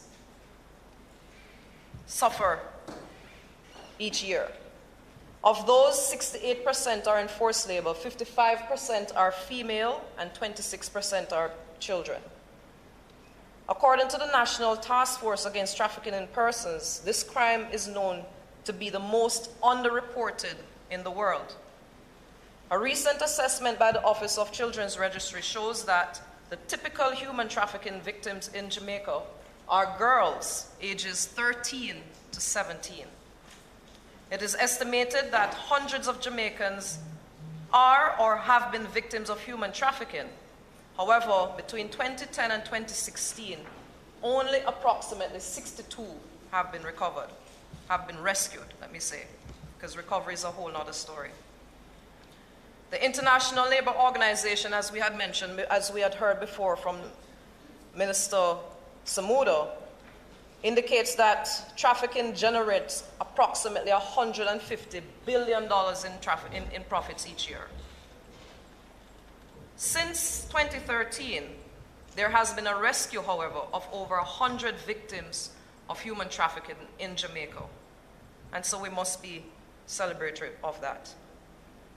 Mr. President, when I reflected on the legislative timetable of this act, from 2007 when it was first passed, you had an amendment in 2013, another one in 2018, and now we're here in 2021 with these amendments. I think we must recognize that this reflects the priority and responsiveness across the aisle in this evolving crime that likens to slavery and human torture. And in this, there is no political divide. The enactment of the TIP Act, for short, followed the ratification of the United Nations Protocol to prevent suppression and punishment of trafficking persons, especially women and children, supplemental to the Transnational Organized Crime Convention. And as we have now seen in effect since this law has been passed in Jamaica, there has been approximately 8 convictions and 1 appeal since 2021. The amendments that we are seeking to have today are very welcomed. And by all means, it is necessary, as human traffickers tend to prey on those who are weak, isolated, and poor. Senator Gale, I endorse your call for all victims who disappear, and especially for children, not just women, but especially for children who in one moment have gone off of any type of location and then are quote-unquote found or rescued. We cannot just leave, especially our children, that vulnerable to whatever forces that might be out there. The human and social consequences of trafficking are compelling. And from the physical abuse, the torture of the victims, to the psychological and emotional trauma, to economic and political implications of the unabated crime, the impact on individuals and society is clearly destructive and unacceptable. Mr. President, I just want to elucidate a little bit on the consequences of human trafficking. Many victims end up with HIV or AIDS. The significant mental health impact.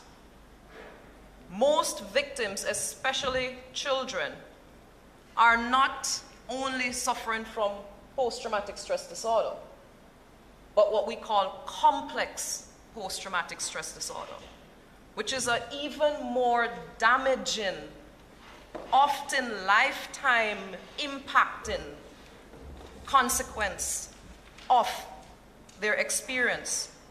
And Mr. President, it is not just the victim. It is the victim's family. It is the communities that they come from.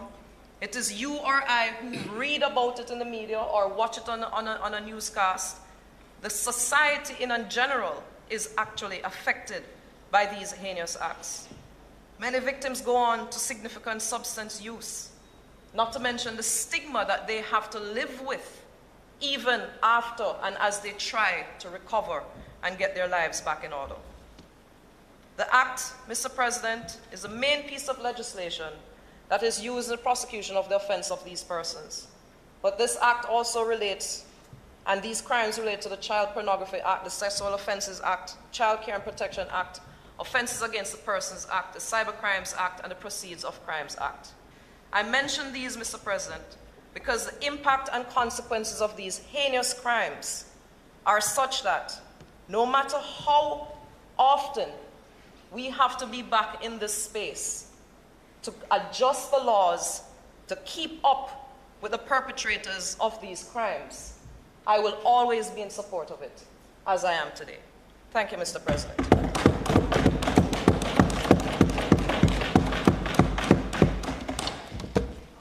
Thank you, Senator Samuda Curtis.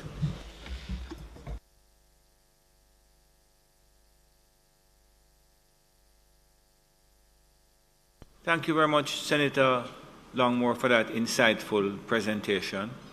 Senator Allen, you have permission to speak from Senator Brown's seat, just to bring to the attention of the members that he is not feeling so well today. He's not ill, but not feeling so well. Hello, Senator Brown. We miss you. Senator, get well soon and hope to see you next Friday. Senator Allen, you are in a big seat. Big seat, so we yes. expect a big presentation. Thank you very much, Mr. President. And to be speaking from such a seat, I take great pride, and let me see if I can do justice. All the statistics have been quoted, and it's no doubt that the work being done, being led by the minister and the team, to make these amendments to this very important act goes without saying, the fact that it will be and is supported, and I myself support it wholeheartedly. The fact is, and Senator Scott Motley, I wasn't planning on speaking, but it is important that I say a few words, because the industry that I am pretty close to, which is tourism, is one that has been known to attract and have had instances of unfortunate situations of trafficking in the form of especially sex tourism. The fact is, the World Travel and Tourism Council, of which the Minister of Tourism in Jamaica here is very active in, recently, about 2 years ago, created a task force, a global task force for the to commission work on the business of human trafficking and the tourism industry, which goes to show the importance that the tourism industry places on trafficking in human trafficking.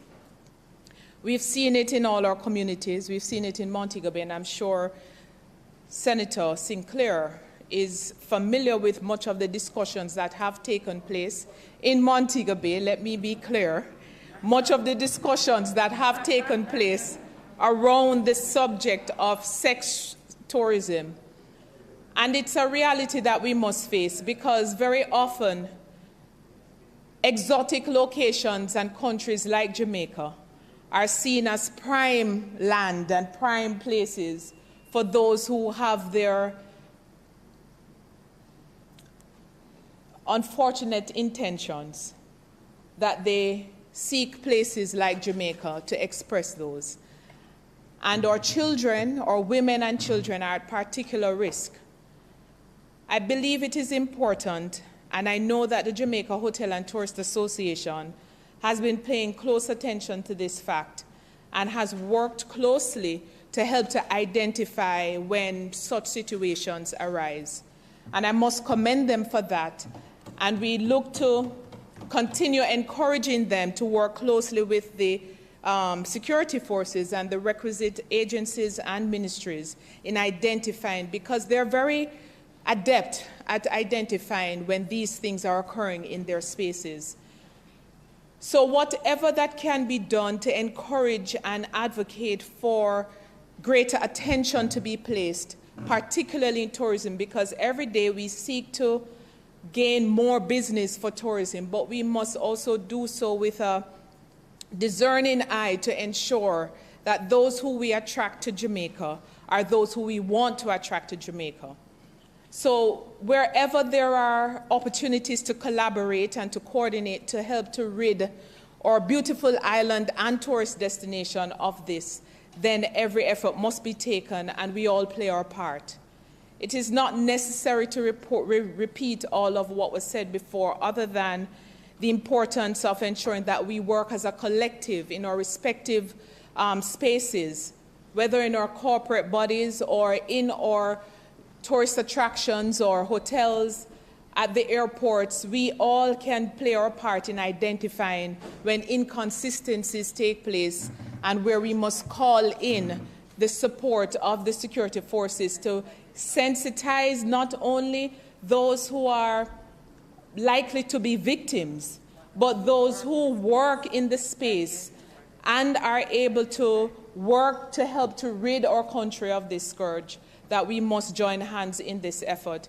So I support wholeheartedly the work. I commend the work of the minister and, of course, at this time, all the technical people who are involved in this process. And we continue to fight to ensure we keep our people safe, particularly our women and children safe, and continue to make Jamaica the place we wish for it to be. I thank you, Mr. President.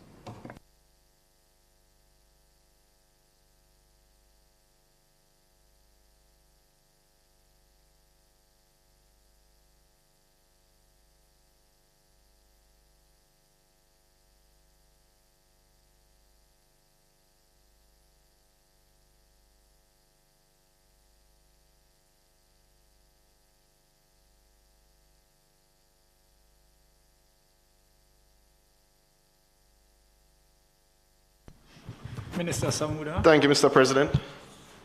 Can I borrow the lectern, even though it will be brief?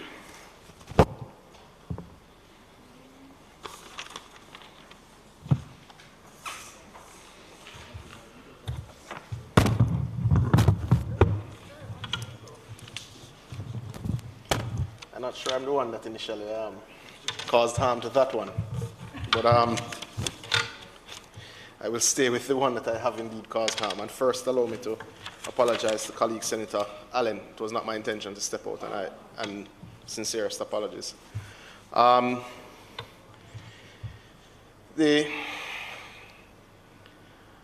amendment before us this afternoon is, I think, as Senator Scott Motley rightfully said, something we shouldn't have had to amend. But the urgency with which we want to have it passed and have it implemented is reflective of how egregious we see the crime of human trafficking is. Now, one of the points that stuck out to me, Senator Scott Motley, because quite frankly, I think you're right and you've been consistent on this point. I believe I've heard you on these points before. I don't recall which debate, if it was specifically on this one in 2018 or otherwise, but I've heard you on the point of men's access to strip clubs and otherwise, and all of society understanding what is and isn't human trafficking. And I share your position. It was, I think, important to see that through the course of the debate, members on both sides saw the scale of the problem and the impact, and the fact that one of the major issues that we've had are the very cultural misnomers that allow the issue to persist and allow us to misdiagnose, I hope that's the right use of the term, Senator Longmore, the problem, the victims, and as such, we don't always find the right solutions, or we don't put in place what we need to reduce the problem going forward. I think in closing, as we consider those within the technical teams that have done the work, and we think of the awesome effort that they've put in, and allow me to acknowledge P.S. Palmer, who was former chair of the National Task Force Against Trafficking in Persons. Allow me to acknowledge Diane Gordon Harrison, who is the rapporteur. And allow me to acknowledge my own PS, who has now taken the reins of the chairmanship of the National Task Force, who will carry that mantle forward. The issue, though, is not that the bureaucracy and those who have kind of written the policy and those who interact with this issue daily haven't put their all out. I think the issue is that we've not, through our public education efforts, through our statements, and perhaps through our actions, brought all of society along with the sort of understanding that I think would have come from varying contributions. Because when one thinks of how Senator Longmore would have framed it in terms of the psychosocial impact and the need for screening to properly determine those who are victims of it, when my colleague Senator Johnson-Smith speaks of the global impact, and then that naturally hits the scale of the problem, one understands that we really won't, as colleagues have said, we really won't get on top of this without climbing that hurdle. The hurdle for ensuring the punishment fits the crime, I believe we're going over this afternoon. And that's not something to take lightly.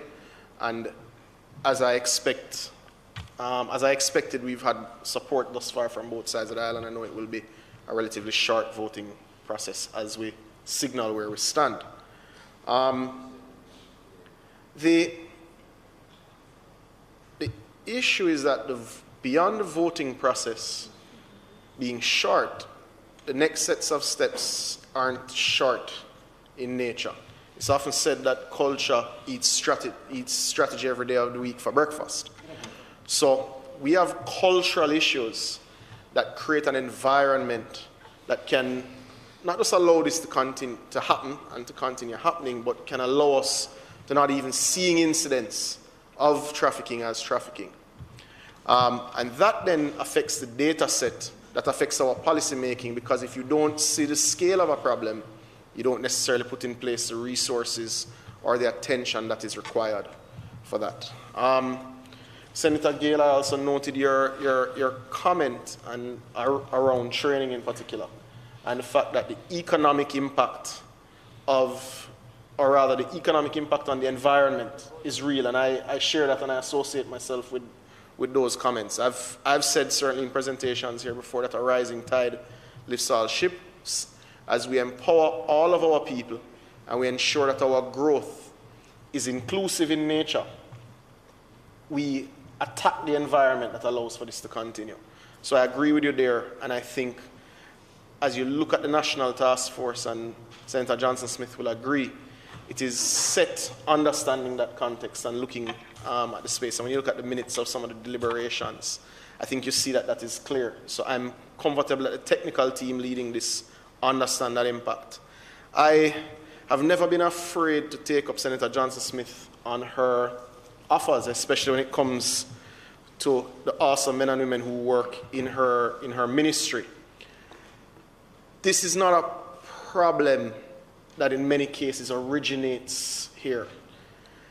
You know, whether you believe that demand leads supply or you believe that some things just happen.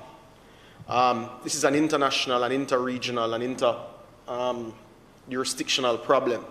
So without us working with our partners in many cases who operate in the source markets, and I'm sure Jamaica has been a source market in some cases in the past, as well as the market for final trafficked persons ending up.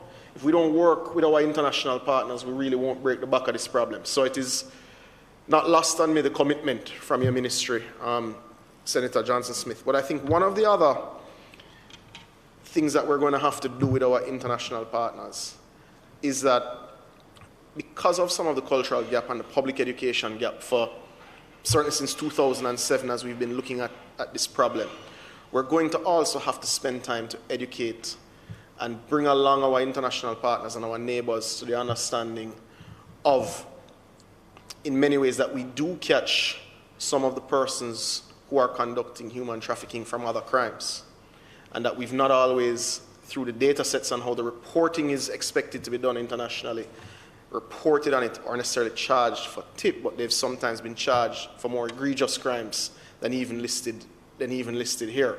And we haven't quite brought those dots together. For instance, if one thinks of the provision in the anti-gang legislation, recruitment of children also meet this threshold. And if you look back at some of the cases, we have, as part of the evidence, shown the recruitment of children. Now, if we had quantified it as such, our ratings as it relates to prosecutions would be considered. Now, that's to my mind, I don't speak legalese and I yield to learned friends, but to my mind, that clause and that issue, as it is handled in the anti-gang legislation, deals with an issue related to trafficking and should be considered as such, and the data should capture it as such. Now, that's a process, right? And you know, there are other considerations. You can't say you tried somebody for one crime, but you didn't, right? So I understand that there are other things for consideration in the reporting process. But our laws capture offenses that mirror trafficking in persons, and we do have prosecutions related to those offenses that I believe should be understood by our partners and by our neighbors. And not because we want to look like we're further ahead than we are, but we also want to demonstrate to our citizens that we are taking this problem seriously. Because you don't just want to be seen to be dealing with it, you actually want to have it dealt with. And having it dealt with, whether it's under this piece of legislation from my perspective or another, once you break that ring and that cycle of trafficking, whatever you want to label it is fine to me personally. But this afternoon, colleagues, I thank members for their contributions to the debate. I ask that though the contributions thus far have been largely supportive of the policy and legislative intent of the amendments before us, I ask now for your formal show of support in passing the amendments. Thank you. Thank you, Minister Samuda. We'll have the second reading of the bill. Madam Clerk. Yes, President. I ask that the bill be read a second time. All right. So the question is that a bill entitled An Act to Amend the Trafficking in Persons Prevention, Suppression and Punishment Act be now read a second time. Those in favor? Those against? The ayes have it. A bill entitled An Act to Amend the Trafficking in Person, Prevention, Suppression and Punishment Act, read a second time. The Senate will now resolve itself into a committee of the whole Senate to consider the clauses of the bill. Chairman, perhaps you can put them on block, since there were no requests for further amendments, certainly during the course of the debate, unless there's objection. I see Senator Bunton agreeing. Thank you. All right, so I put clauses 1 through to 6. Those in favor? Those against? The ayes have it.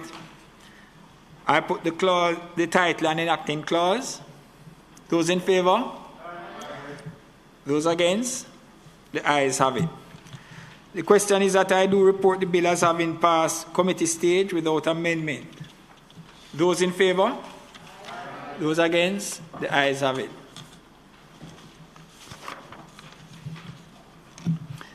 I do report the bill as having passed committee stage without amendment. Minister. Mr. President, I ask for a third reading of the bill. The question is that a bill entitled an act to amend the Trafficking in Persons, Prevention, Suppression and Punishment Act be now read a third time. Those in favor? Those against? The ayes have it. A bill entitled An Act to Amend the Trafficking in Persons, Prevention, Suppression and Punishment Act read a third time and passed.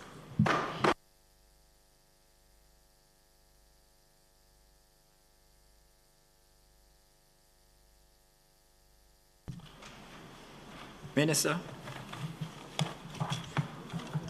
Mr. President, might I ask that after that really positive debate around a really difficult subject, that has set a context for the continuation of our State of the Nation debate, and the next speaker or the next contributor is intended to be Senator Sophia Frazer-Binns. Thank you. Senator Sophia Frazer-Binns. Marsha.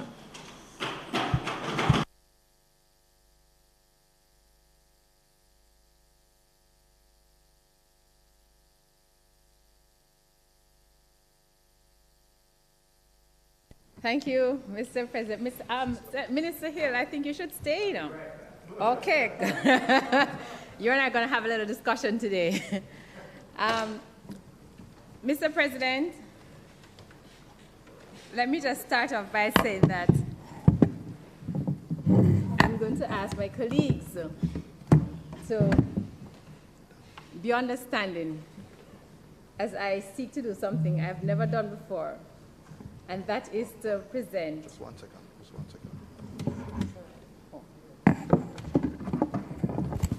And that is to make a presentation using my laptop. I know that Minister Samuda will be particularly understanding because that is how he rolls.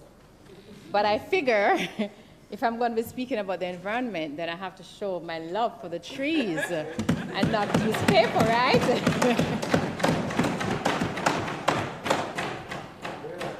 Thank you, Mr. President and colleagues. Muhammad Ali said that service to others is the rent you pay for your room here on earth. In 2013, I was asked to attend a meeting with the then Prime Minister, the Most Honorable Portia Simpson Miller, and unexpectedly, she asked me to join the Senate. As I always do, Floyd, you know this, I discussed the matter with my mom. And after her usual words of wisdom, such as politics is ungrateful, don't leave your job, she said, it is a profound honor to serve your country in this way.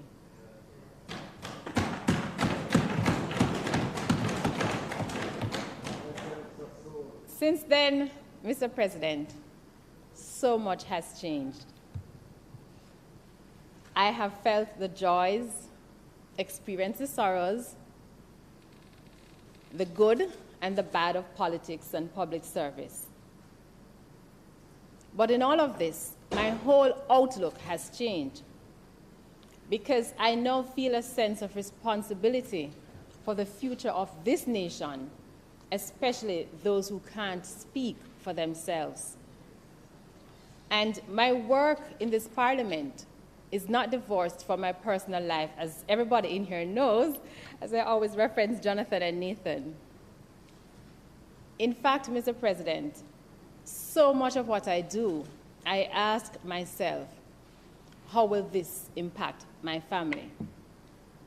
How will it impact my two boys, Jonathan Charles and Nathan Charles, and perhaps someday Sarah? How will it impact my husband, Jeff, who in all things, big and small, good and bad, is my constant, is my person? So, Mr. President,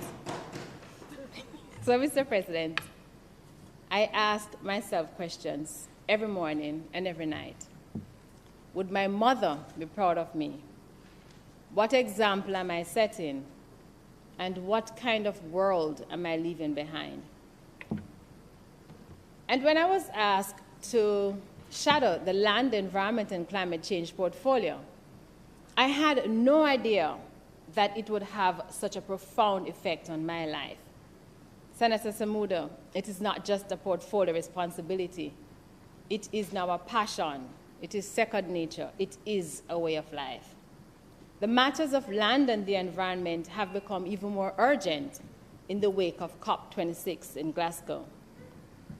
I thank the Most Honorable Portia Simpson Miller for seeing the promise in me and taking a chance. I thank former leader of the opposition, Dr. the Honorable Peter David Phillips, for reappointing me, and our present leader, Mr. Mark Golding, for the continuation of my responsibility. To my chairman of the task force, Mr. Sheldon Beckford, whose confidence, belief, and friendship I will continue to treasure. To my task force members, to my leader, Peter, Mother Hen Donna, and her chicks, for the family that we are.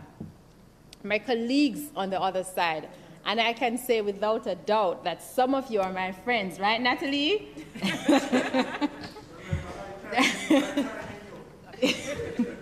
Come on, I'm taking back my minute. To you, Mr. President, and to the parliamentary team now being led by Ms. Curtis, thank you.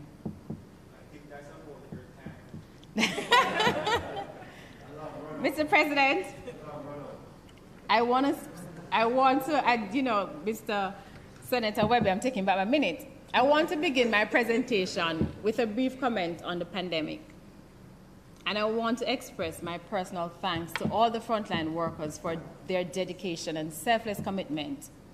In the early days when we knew very little about COVID-19, they stepped up, they stepped in, put their lives on the line to save our brothers and sisters. That is truly service above self. Mr. President, and I want to record our sincere thanks to them, because when history is written, they will be the heroes and the heroines of our time. But COVID has had a severe impact on our children. The hardship is untold, and for so many, it has tightened the hold of poverty for families for at least one more generation. I think of Tamara's daughter, who before COVID was a B+ student, and during COVID, her grades fell considerably, becoming a C student. When she got her GSAT placement, with tears in her eyes, she turned to her mom and she said, "Mommy, do you still love me?" Her mother said, "Why do you ask?" She said, "Because I didn't get a prize at graduation." Mr. President, I think of Anne's son, who has special needs, but since COVID in March 2020 has not been to school, has not interfaced with one teacher, despite efforts on the mother's part. These are the real stories. These are the untold stories of COVID. There is no safety net, no protection. Our children are hurting. Mr. President, how do we compensate our children? and we did not have to get here with proper planning. Approximately 120,000 Jamaican children, according to the Ministry of Education, have been disengaged from learning since the onset of the COVID pandemic. When one looks at the headlines, we see our kids are broken, we are losing them, lost generation. These children have lost so much. They have lost family members, connection to friends and teachers, emotional well-being, and for many, financial stability at home. Yet we are of the view that notwithstanding these trauma the children have experienced, enough has not been done to secure our children. Mr. President, I will focus the rest of my presentation on land, environment, and climate change under the theme, Own We Land, a Clean Environment for All. In 2019, the government of Jamaica passed the amendments to the Special Provisions Act and the Registration of Titles Act, and effected some very positive changes that many of us have been agitating for. And these changes have the ability to transform so many lives and end the cycle of poverty for many Jamaicans. We are grateful for these important changes and commend the work of the National Land Agency, headed by Cherise Walcott. Yet, sir, there remains so much to be done if we are serious about revolutionizing land titling and ensuring that everyone can indeed have a chance to own a piece of this rock. And so, Mr. President, I shall look at 3 areas, and I am so sorry that Minister Hill has stepped out, but I shall look at 3 areas which we believe are in urgent need of reform. The first has to do with government land. Mr. President, you do know that the Registration of Titles Act provides that if someone is living on a privately owned land in excess of 12 years and has done so peacefully, openly, and without disturbance, then on the 12th year without more, then that person has a beneficial interest in the land. And Senator Sinclair, this is established law and is supported by the decisions of the court in various rulings, as well as the Limitation of Actions Act. By this method, which we call adverse possession, many Jamaicans who never before could have owned a piece of land can now do so legally. Yet, the same legislation that says you can own private land after 12 years states that in order to own government land, you have to be in possession for 60 years. 60 years, Mr. President. You will recall that when the amendments in this House were debated, I advocated for that particular provision to be amended, and it was not. And so I'm using this opportunity again, Mr. President, to make a request through the leader of government business and through Minister Samudo that a representation be made as soon as possible for this amendment to be made with alacrity. The fact remains, Mr. President, is that the government of Jamaica is the largest landowner in the country and, regrettably, can hardly account for what it owns. Yet one has to climb a higher hurdle to acquire government land. These provisions in the Registration of Titles Act serves no useful purpose, it is outdated, and it must be amended. Presently, sir, more than 104,000 Jamaicans live in informal settlements on government land. If we are serious about land ownership, then we should reduce the time frame for ownership of government land by way of adverse possession. Let us just think of the many persons who will be impacted positively as they now have an opportunity of becoming landowners. We cannot be serious about titling and continue to place this burden on so many Jamaicans who, but for the land being government land, would have acquired ownership years ago. The second thing, Mr. President, has to do with informal settlements. Mr. President, as legislators on both sides and policymakers, we should hang our heads in shame because we have failed our basic duty to take care of our people. The truth is, whether it is for political expediency or just a sheer lack of political will, we have not done enough to regularize people living in informal settlements. And this, Mr. President, will be a blot on the record of successive governments. It is even more appalling that as we grapple with the issue of food security, a significant portion of our arable lands are possessed by informal settlers, informal persons for residential purposes. Mr. President, of the over 585 squatter settlements in Jamaica, 72% of the informal settlers live on arable lands. We must ask ourselves, in an era of food shortage, is this the best use of our lands? Let us take, for example, the breadbasket parish of St. Elizabeth, which has over 65% of its informal settlers on arable lands. But what have we done, Mr. President? The answer is simple. We have done nothing. These people have been living on the land for decades, some of them farming it, perhaps subsistence farming, and if there's a little extra, they will take it to Kingston or to the town center to sell. But they cannot farm in a way that either transform their lives and contribute to food security. But we have not done anything. They cannot take a piece of paper to the bank or to the PC bank or to any commercial bank to get a loan to expand their farm or to improve their housing. But what have we done? Nothing. Mr. President, if only we had the political will and desire to truly help these people to own a piece of this rock, it would change their lives and those of their families and generations to come. And there are several options available. With over 100 pieces of legislation dealing with land, we have options. For too many, Mr. President, that piece of paper called a land title remains an elusive dream never to be attained. As legislators, we can change that elusive dream into a glorious reality for thousands of Jamaicans. Give them legal ownership to the land they occupy so that they can turn dead assets into working assets and change their lives for the better. If only, Mr. President, we can regularize their ownership or relocate them to better spaces and convert these arable lands into agricultural use in a way that goes beyond micro-subsistence farming. If only, Mr. President.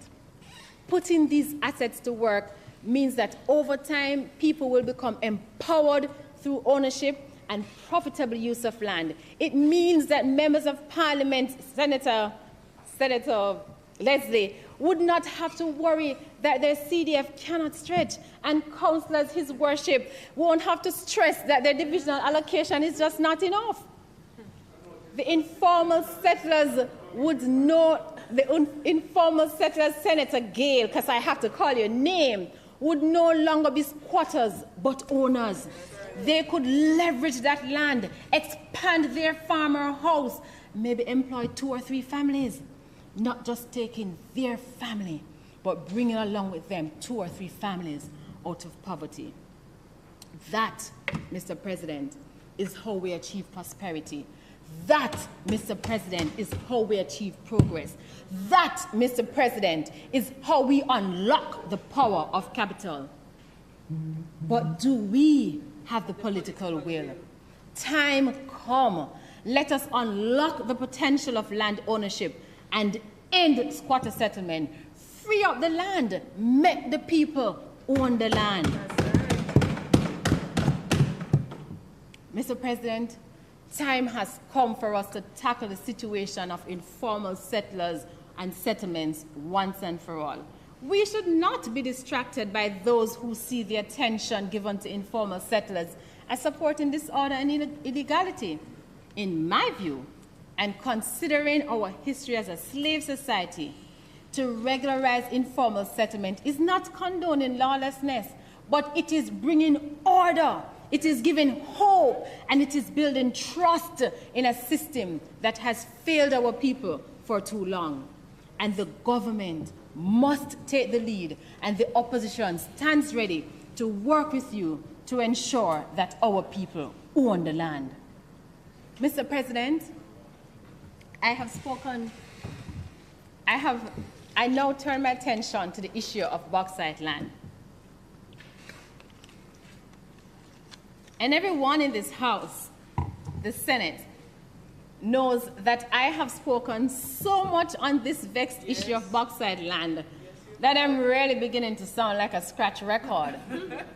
When will we finally decide to get it right for our people who are so negatively impacted by the bauxite companies who reaped the bounty of our nations for generations? There have been many announcements across administrations about how this matter is going to be resolved, but we are yet to see real action.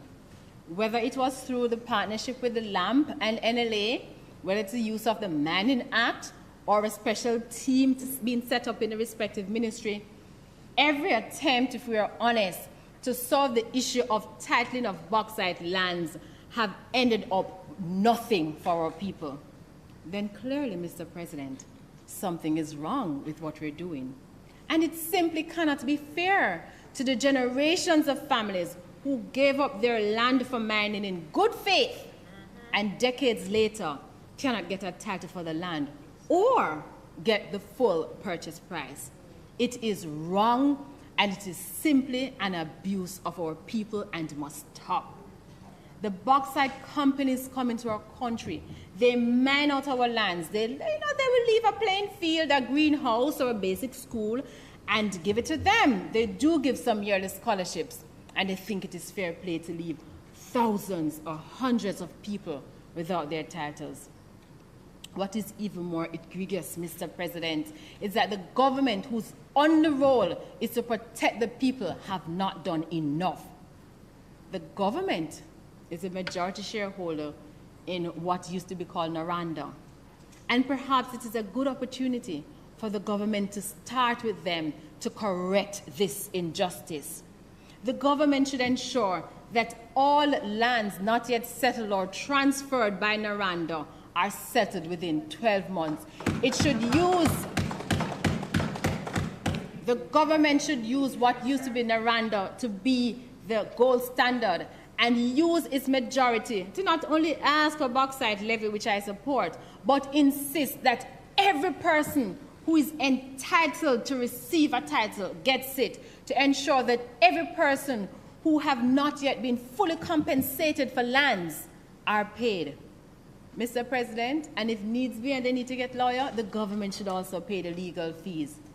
The minister made a statement in Parliament on his intention to use provisions under the Bauxite and Aluminum Industries Special Provision Act to aid in titling. This is something that I commend and I give my full support, but I wait with bated breath on the report on its success. We simply cannot take a cautious approach to land titling in bauxite areas. We need a radical move which will once and for all settle the long-standing issue of titling.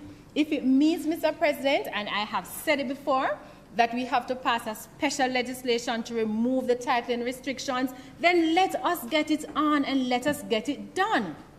We cannot, as legislators, continue to disenfranchise generations, causing generational poverty, cutting off families, communities, and nation building at its needs. Mr. President, we need to let the people own the land. And now, Mr. President, cognizant of my time,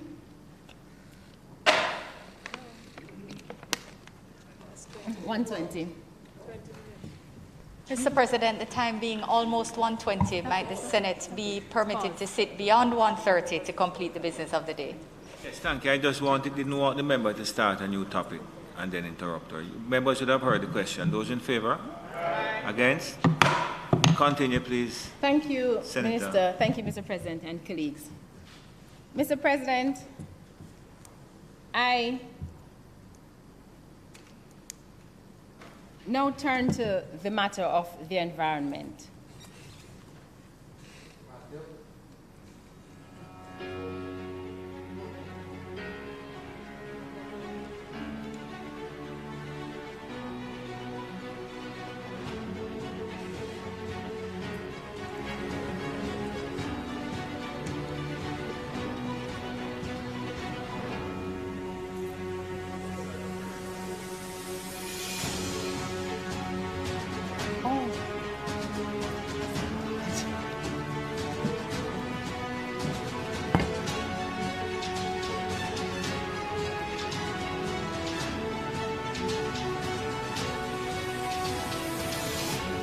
I take it you would want it started again, Senator Frazer-Binns? But I give You would want it started again? Very well, Mr. President. Thank you.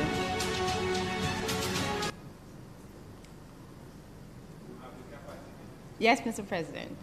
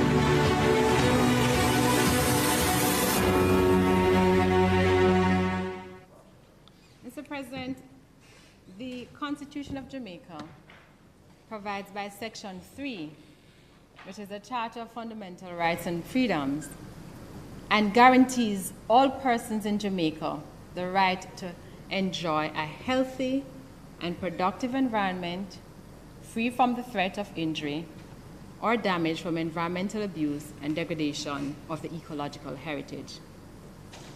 But we must ask ourselves, have we been enjoying a clean environment? Are we really enjoying a clean environment? Whether it is the unbearable stench coming from the Riverton dump every morning, causing countless persons to be affected, or the dust news or retirements in Montego Bay, or the dust nuisance in mining communities, the lack of potable water, polluted air filled with carbon dioxide, and other harmful substances, we have a far way to go to truly give effect to this constitutional provision.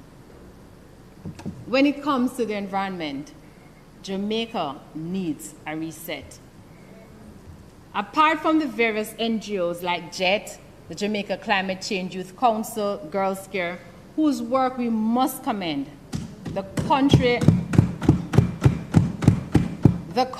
lacks real political commitment to protecting the environment. I want to commend Una Mae Gordon and her team at the Climate Change Division for the awesome work that they have been doing. Senator Samuda, I want to commend you for your commitment, not just in words, but actions, in protecting the environment. But all of us as politicians must become advocates for the environment.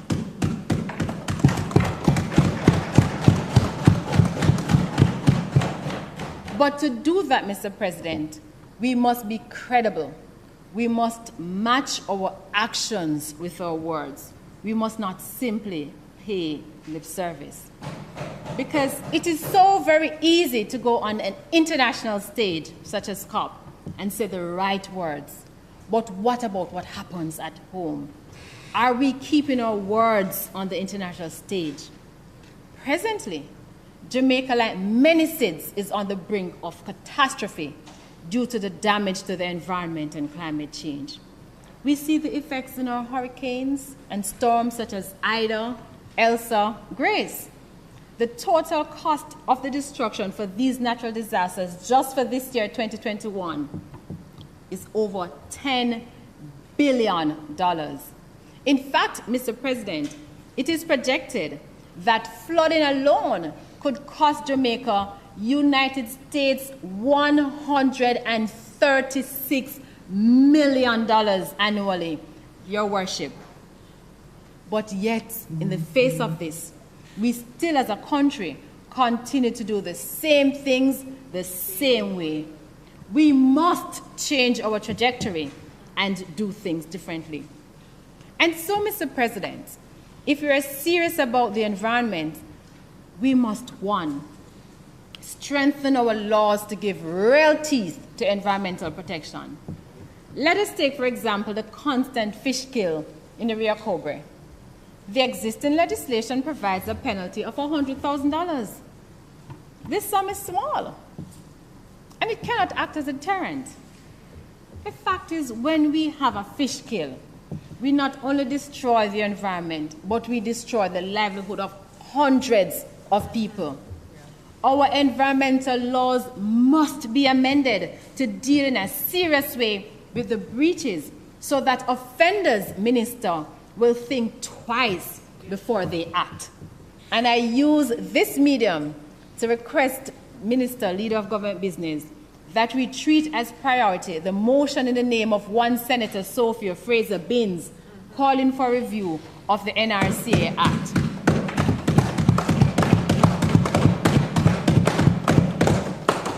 Secondly, Mr. President, if we are serious about restoring the environment, then more must be done to protect our oceans, our flora and our fauna and wildlife. The constant destruction of our cockpit country and the ecological sensitive areas must stop. We are killing ourselves because we're killing our lungs. The trees are the lungs of the environment. Mr. President, we are at the point where some of our most endangered species are at the brink of becoming extinct. We must do better. And then, Mr. President, there is the issue about the environment and economic growth. Mr. President, this debate has been going on for some time. And there are some who believe you can't have economic growth without destroying the environment. For us, in the opposition, you can have economic growth and you can protect the environment. Yes. While the government pays lip service to its efforts to protect the environment, its actions are often the opposite, where short-term goals economic goals always win. And the evidence is incontrovertible. The actions of the government in the last 2 years clearly evidences that economic growth tips in favor of environmental protection. Let us take, for example, the destruction of acres of mangroves in Hanover for the construction of a hotel. The argument is proffered that it will create hundreds of jobs for people. Mr. President, I get that, and I understand it. But have we considered the long-term ecologically, environmental, and even the infrastructural damage that this single action will cause on the environment, Your Worship? Then there is the Bengal matter, which had the possibility of destroying a number of rare flora and fauna. The Prime Minister overturned the NRCA's decision and granted a mining permit to Bengal Development Limited with an unprecedented 72 conditions, which he later had to rescind, not because of an environmental consciousness, but because of the failure to pay the financial bond. Mr. President, let me say this. From 2016, NEPA has been housed in the Ministry of Economic Growth, and we have called over and over for there to be a revision of this. It can't be that the ministry charged with the minister charged with economic growth also has the responsibility for the Environmental Protection Agency. In an instance of a conflict, how does he decide? Oh, but that is very clear. In law, we call it res ispa loquitur. The facts speak for themselves. And to this extent, Mr. President, we are calling for NEPA to be placed where it rightly belongs, in the Ministry of Environment and Climate Change. Then, Mr. President, there is the destruction of hundreds of mangroves for the building of a highway in Montego Bay. Let me be clear, Senator Sinclair, we in the opposition support infrastructural development. Don't forget, it was former Prime Minister P.J. Patterson who said the road to development is the development of roads, and so we support it. However, the question we're asking is there another way? It cannot be done at the risk of our ecology and our environment. Then there's the removal of mangroves within the Palisades protected area by another government agency, the destruction of natural habitats in Blue Hole area and Sandstone in Portland for highway construction. Mr. President, on October 6, 2021, as nations celebrated World Migratory Bird Day, we awoke to the news that another government agency was busy destroying one of our natural habitats in Portland. This matter has caught the attention of several environmental and human rights groups whose conclusion is the same. That is, the lasting negative impact on the natural environment and the human health system is such that a review of the project is necessary. Then there is the granting of mining permits, which have destroyed hundreds of flora and fauna, reducing our forest cover and causing grave ecological and environmental damage.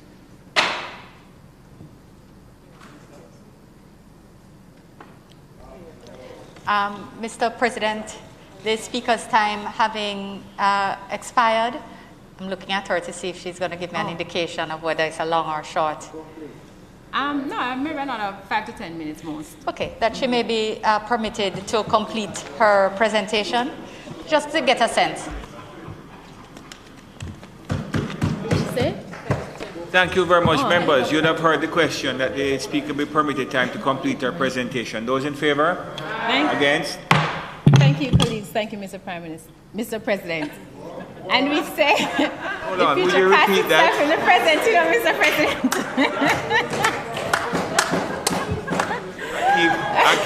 I keep telling you, you know, the future casts its shadow into the present, you know.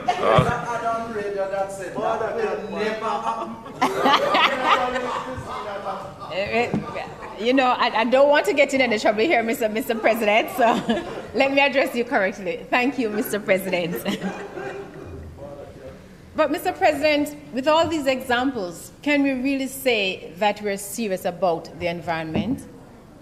The Prime Minister cannot attend COP in good faith, demanding international action and financing while simultaneously destroying vital forest reserves, mangroves, and overturning NEPA's decision and failing to agree on an acceptable buffer zone. Let me say, Mr. President, that to be credible, we need to do more than just use words. Yes. We need climate action. Yes. We need to get climate justice locally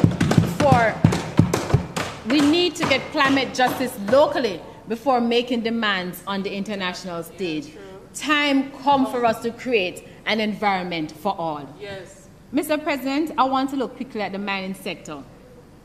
I am not sure how many persons have ever toured a bauxite community. I have, and every time I have gone, it's a new pain. It's a new anger I feel in my spirit. And that, Mr. President, is because I don't believe that there is a commitment to how we treat our people. The law speaks clearly as to how lands should be reclaimed. And every time an issue of poor land reclamation comes up, the companies tell you that they're acting according to the law. But, Mr. President, the craters that are left behind cannot be right They cannot be fair to persons who are affected. This cannot be the environment for all. I recall being in St. Anne, in southwest St. Anne, my friend Zevermean's constituency, and we did a tour of a bauxite community. And we called the gentleman on top of the hill to come and talk with us. And Mr. President, the gentleman literally went down in a slope and into a gully. And for about 3 minutes, he went missing. We started wondering something happened.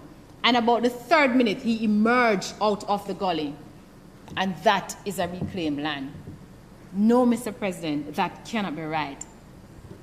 The law provides further that mining should not be done within 100 meters of someone's home. However, the parties can agree to a closer distance. In recent times, the bauxite companies have embarked on a new trend of mining within the closer proximity for a fee. This, Mr. President, has aggravated the matter of the dust nuisance.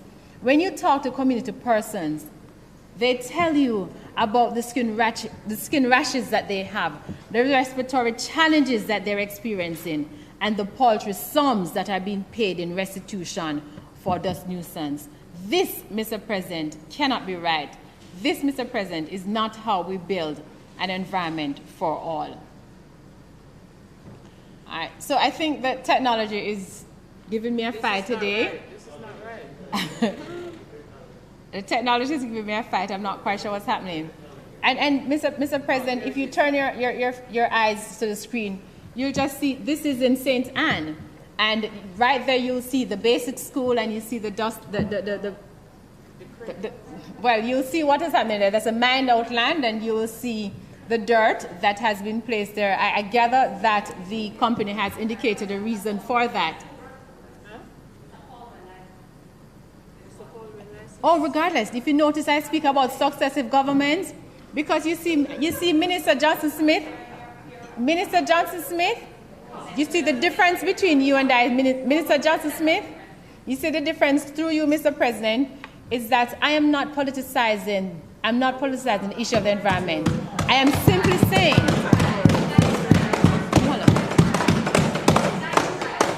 Mr. President, and with your permission, I'm so happy that Minister Johnson Smith raised that issue because I think something has to be said about politics and the environment.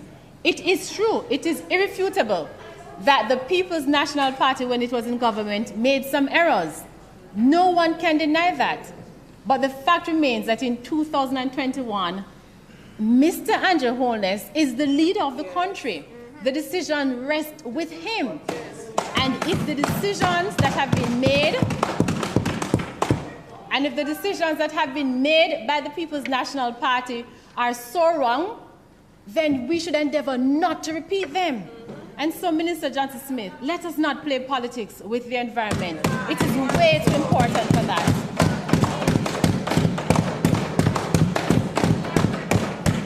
If I may continue, Mr. President. If I may continue, Mr. President. So what we're seeing here are pictures of mining areas in St. Anne.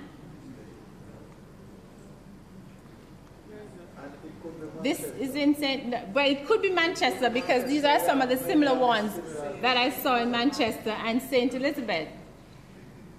Next. Next. Yes, they're in Manchester. Continue.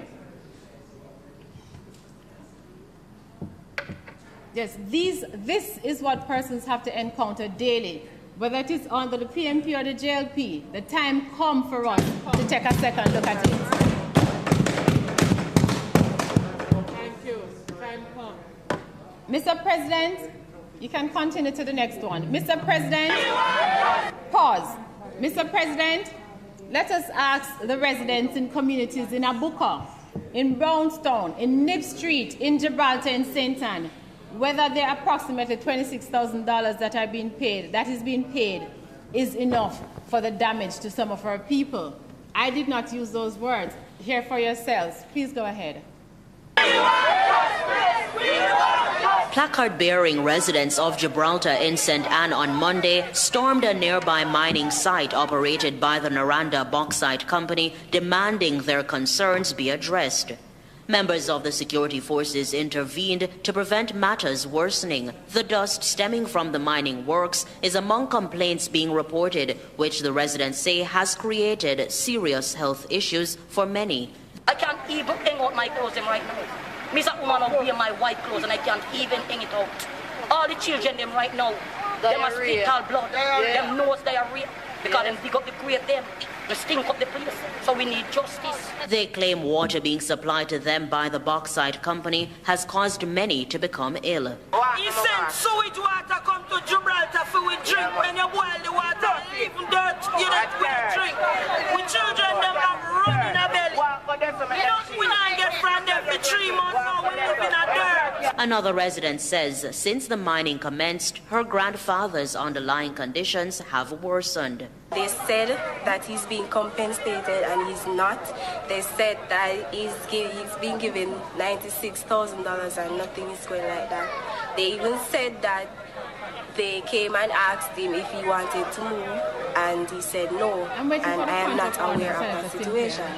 He has prostate cancer, he has asthma, he has sinus, and since the mine it has started, these sicknesses tend to be acting up more. They're calling on the authorities to intervene. Roby-Ann Williams for CVM Live. Thank you, Mr. President. Mr. President, these are not my words. I do not know these people. I saw the news clip on CVM and I was moved. And I believe that as responsible parliamentarians, we have a duty to know what is happening. We have a duty to know how the people in our country feel and for us to listen to them. This is what one person had to say. She said, this is my community, my school, my church. It hurts. Are we listening? We are destroying our communities, our families, our country, and our environment. And for what? Is it worth it? Mr. President, the cockpit country is under severe threat. Our environment is threatened. Like JET and the other NGOs, we call on the government to honor its commitment of no mining in the cockpit country and to move speedily to establish a buffer zone. The opposition commits that once it is in government, if it is not done, we will establish that buffer zone. And this, Mr. President, is how you take action. Mr. President, the mining situation, you see, is compounded by a lack of real consultation, notwithstanding the provision in the NRC Act and the processes outlined in NEPA internally about undertaking environmental impact assessment. Over and over, community members will tell you that they were never made aware of activities. We cannot ignore the ESACO agreement, Minister Johnson-Smith, which speaks to the access to environmental information, public participation, and access to justice in the environmental matters. The agreement is about recognizing and guaranteeing the public's right to obtain environmental information, to participate in decisions that affect the environment and the health, and to access justice when these rights are violated, or to protect the environment, and they are called access rights. Access rights, you see, Mr. President, are considered to have several advantages, including preventing what we just saw, which is the reduction of social conflict. It is about improving the quality and the rigor of the decision-making process and legitimizing decisions taken by government authorities. And therefore, Jamaica must move with alacrity to bring into effect, because we have already signed it, but to bring into effect the ESACO agreement, which would result in improvements in environmental governance and the way we do things. This, Mr. President, is a win-win for all. Mr. President, as we talk about the environment, have we ever considered the financial cost of our destructive actions? The loss in the value of blue carbon, or the financial loss from the resulting damage from storms, landslides, or loss of lives. Mr. President, time has come for us to do a cost-benefit analysis before we remove any more of our mangroves, before we cut down any more trees or we undertake any more destructive action. Let us at a minimum put a dollar value to our actions and then see if it is worth it or whether another way can be found.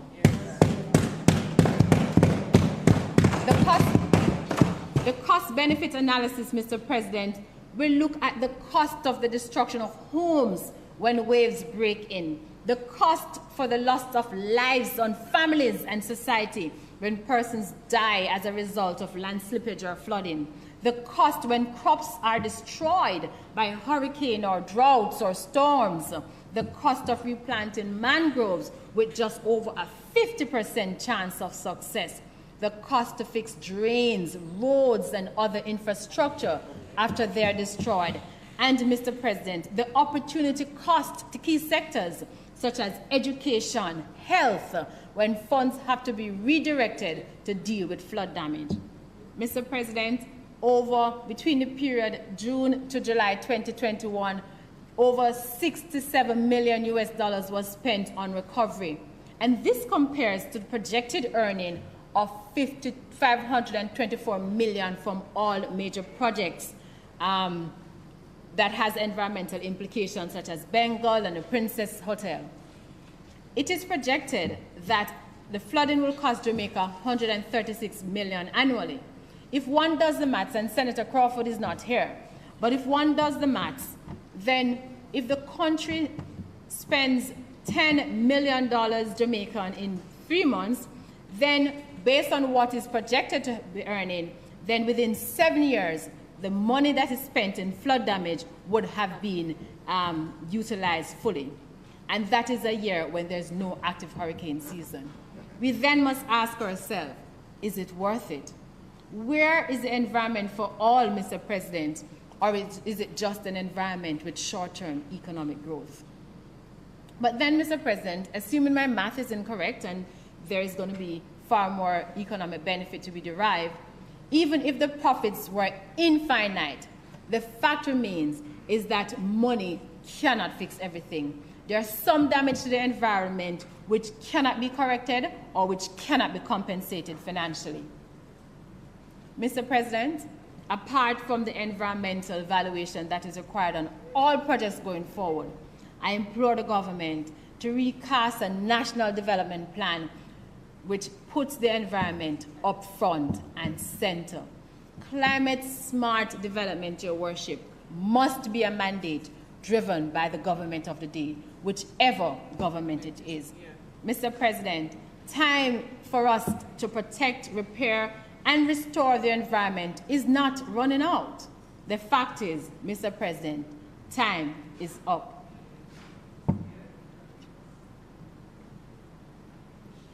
Mr. Brown?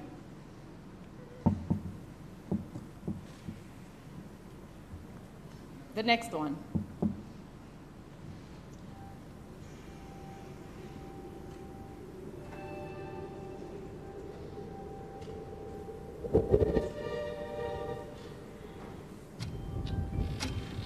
Right now, we're facing a man-made disaster of global scale. Our greatest threat in thousands of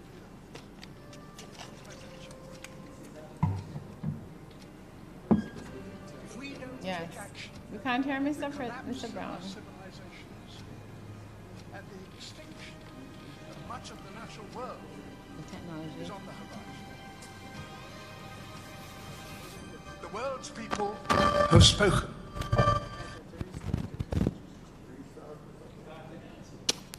Is running out. The amount of carbon dioxide in the atmosphere now is 50% higher than it was in 1900. And not only are we piling in more and more carbon dioxide in the atmosphere, but we're chopping down the forests of the earth at a great rate. And the forests themselves are the most efficient consumers of carbon dioxide that there are on Earth. We're going to destroy the ground because the soil of a rainforest isn't.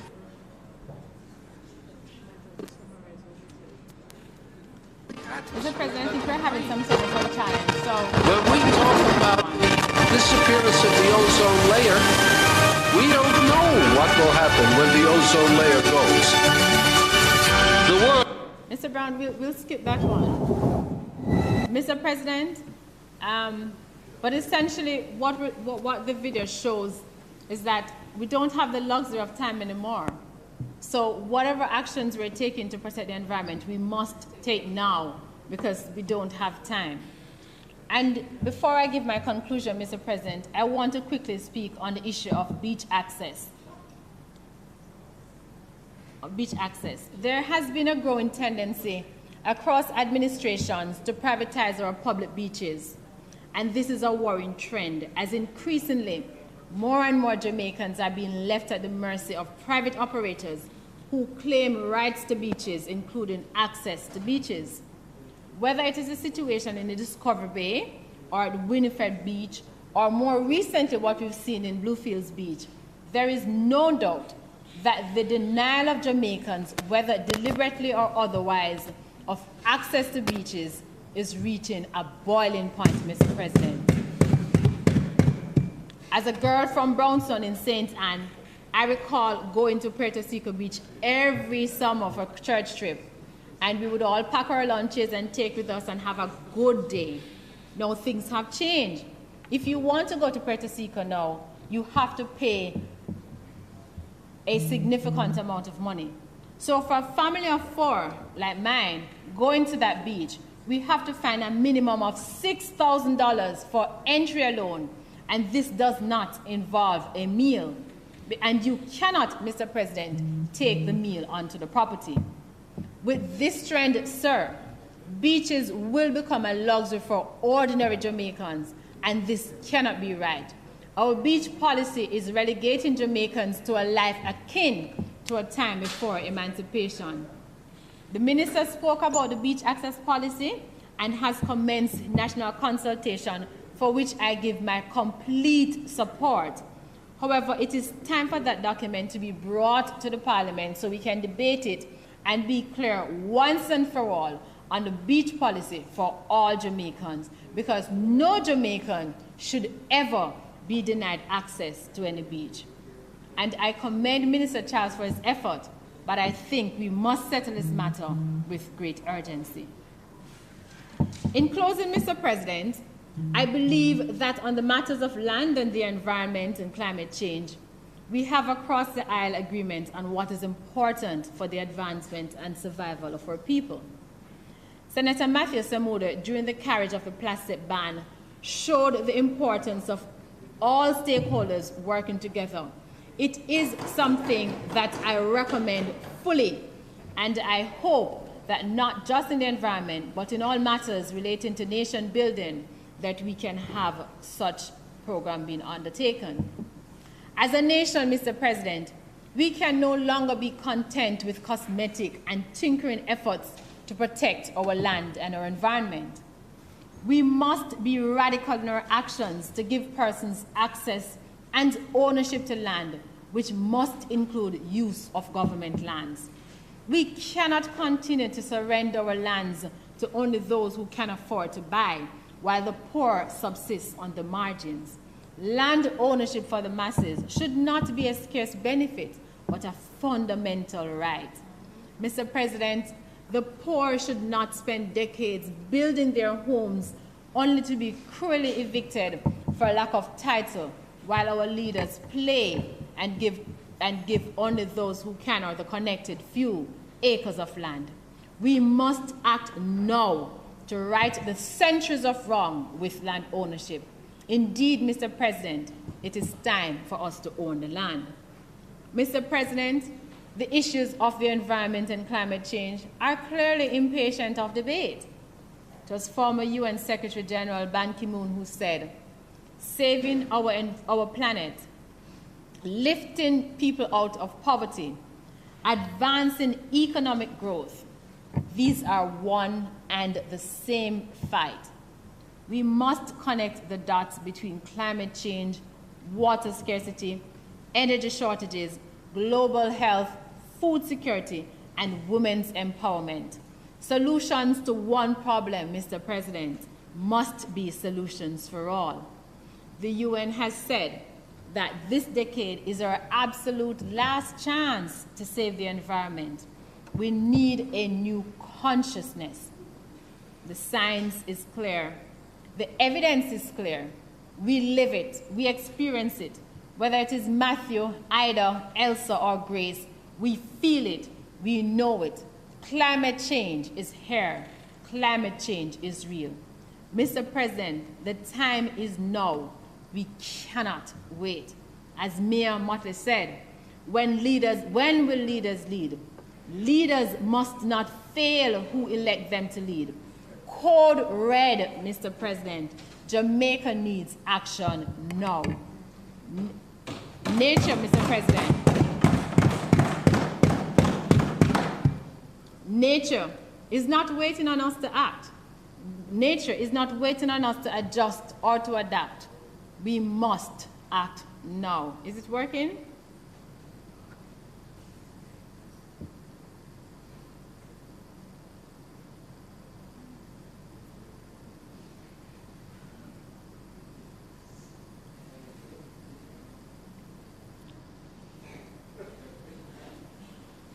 No? Okay, Mr. President, I think we're having some serious technical issues. So, Mr. President, as I close, I say that the issue of the environment is too far-reaching, and we must act now because our own survival is at stake. We must change, or we will Some call me. die. Go ahead if you get it to work.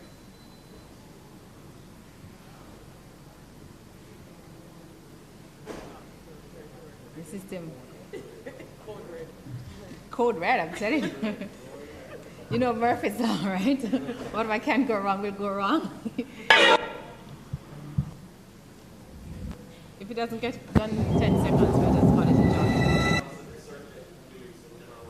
There, I think we may have...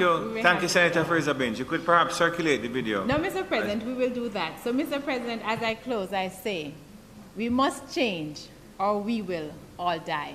Thank you, Mr. President.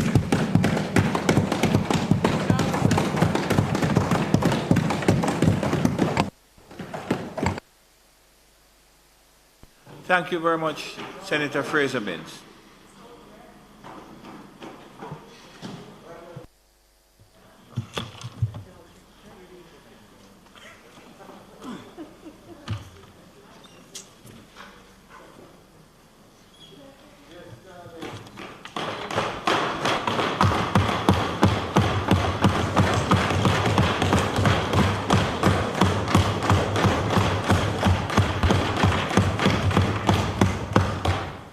Senator Sinclair. Thank you, Mr. President.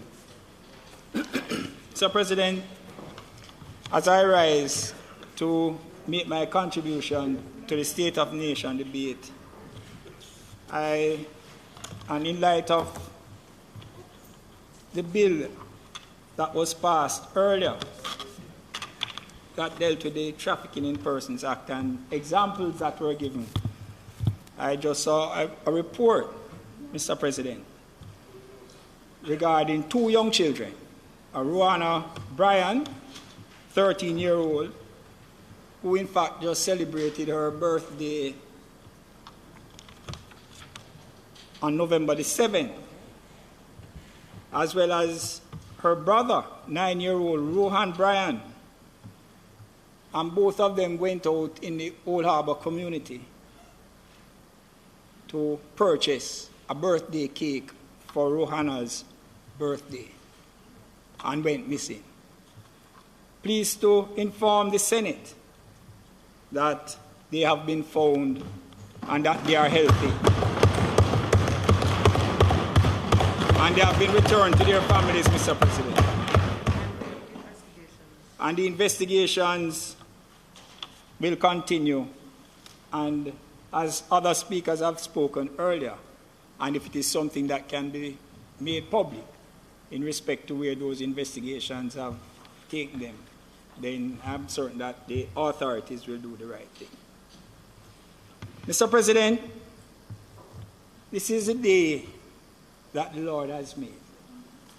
Regardless of the existing challenges, personally and collectively, we must have faith and confidence as a resilient people that we shall overcome. Mr. President, I recognize and thank the Honourable Prime Minister Andrew Holness in having confidence in me to appoint me to this noble chamber in 2016 and again in 2020. Each day as I continue in this position, I commit myself to give of my best in the service of the people of Jamaica. Mr. President, I extend appreciation to the citizens of the division of Montego Bay Northeast who have represented since 2003. They have allowed me time to participate in the governance of our country at this level. For sure, they know I have their back and I'm just a phone call away. I've been through 4 elections, and by the grace of God and the will of the people, I expect success in the 5th, whenever the next is. Mr. President, between 2007 to 2012, I had the privilege to serve as the mayor of the city of Montego Bay and chairman of the St. James Municipal Corporation. Though not currently in that position, I still believe it is my duty to be their voice on this national platform of the Jamaica Senate. Mr. President, I thank my family for their contribution to where I stand today. My parents, and in particular my father, I lift my hat to him. I bear his name, and I walk in his footsteps. He has been walked the same path as councillor, mayor, and senator. Mr.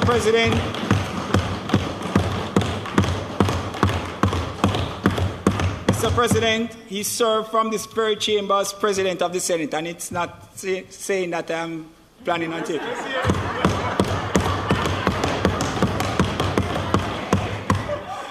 Between 1976 to 1980, and as independent senator between 1983 and 1989.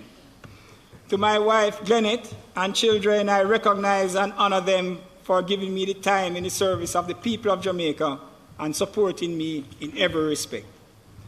Mr. President, colleagues on both sides of the aisle, Ms. Curtis, and all the staff of the Parliament, it has been my pleasure being here with you every Friday and on other days as we meet. Mr. President, Jamaica and the world have been experiencing challenges with the current COVID-19 pandemic. Over the past 18 to 20 months across the globe, the economy and social life of people have been impacted. I could not have imagined the cancellation of many international events as a result of this pandemic, to include the century-old Boston Marathon and the Olympics in 2020. The latter, when it was held in 2021, was held in an empty stadium. Jamaica was not spared. The economic and social fallout have been significant. The details have been expounded by others, hence there is no need for me to repeat them. Mr. President, in difficult times such as these, humanity must exhibit its resilience. We always show the will to survive and to recover. In this dispensation, we must not only recover quickly, we must do so stronger and better. As one writer said, life does not get easier or more forgiving, we get stronger and more resilient. Mr. President, I commend this administration for the manner it has handled this pandemic. We have proceeded through several stages, commencing in March 2020, when the first case reached our shores.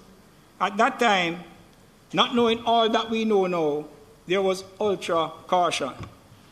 We eventually moved to the stage of balancing lives and livelihoods, and now we are moving into recovery, Mr. President.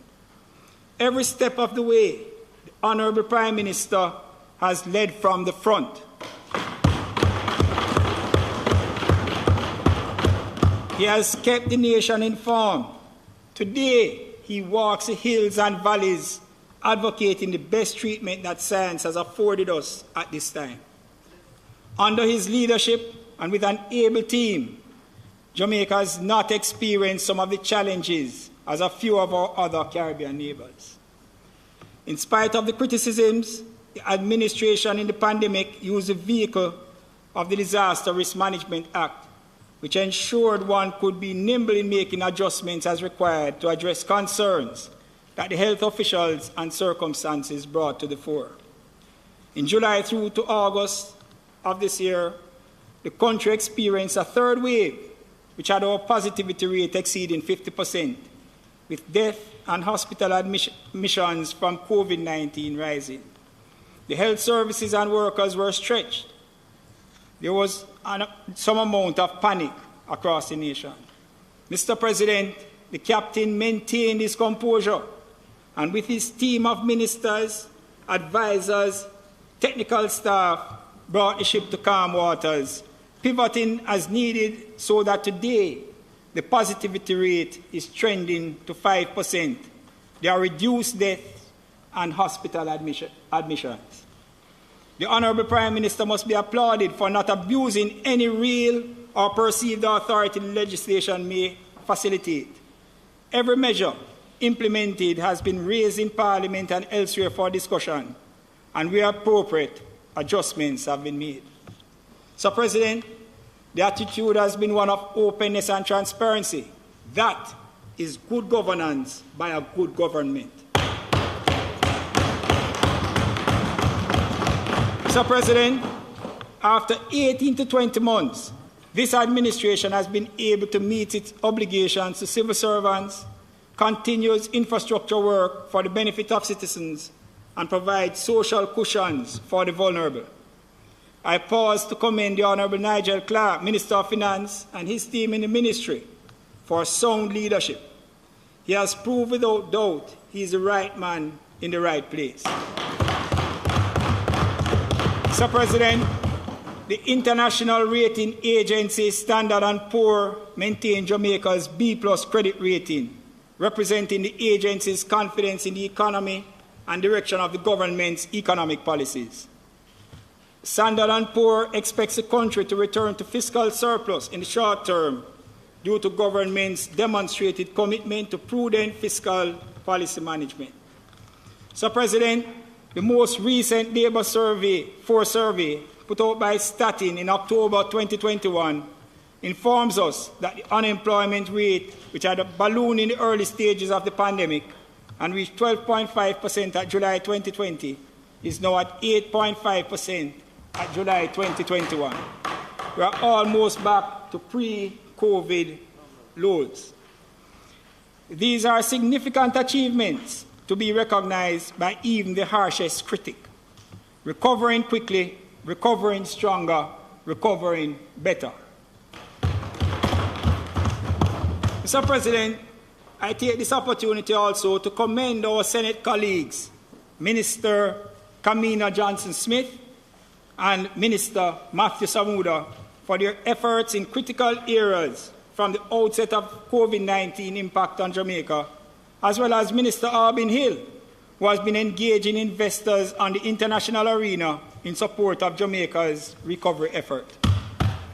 Mr. President, I encourage everyone to participate in the vaccination process. The science and evidence in countries with high vaccination profiles inform us that it is the quickest and surest way back to normality and for our children to get back to face. I take you to Western Jamaica, and the saying on both sides of the aisle at a particular time that comes up every 4 to 5 years is that where the West goes, the rest goes. And it reflects the importance of the West. Mr. President, myself and my Senate colleague, Senator Allen, Senator Morris is also from the West, but I think you do not travel the same road every Friday. Senator Allen, yes, not Senator Morris, the beautiful Senator Gabriel Morris, I am making reference to. Yes. But Senator Allen and myself travel the same road every day, and although we sit on separate sides of the aisle, I feel sure that we carry the views of the people of Western Jamaica at all times. Mr. President, historically Western Jamaica has felt neglected by the powers that be who sit in capital city Kingston. Many have felt that we have been fed the breadcrumbs from the mighty table of Kingston.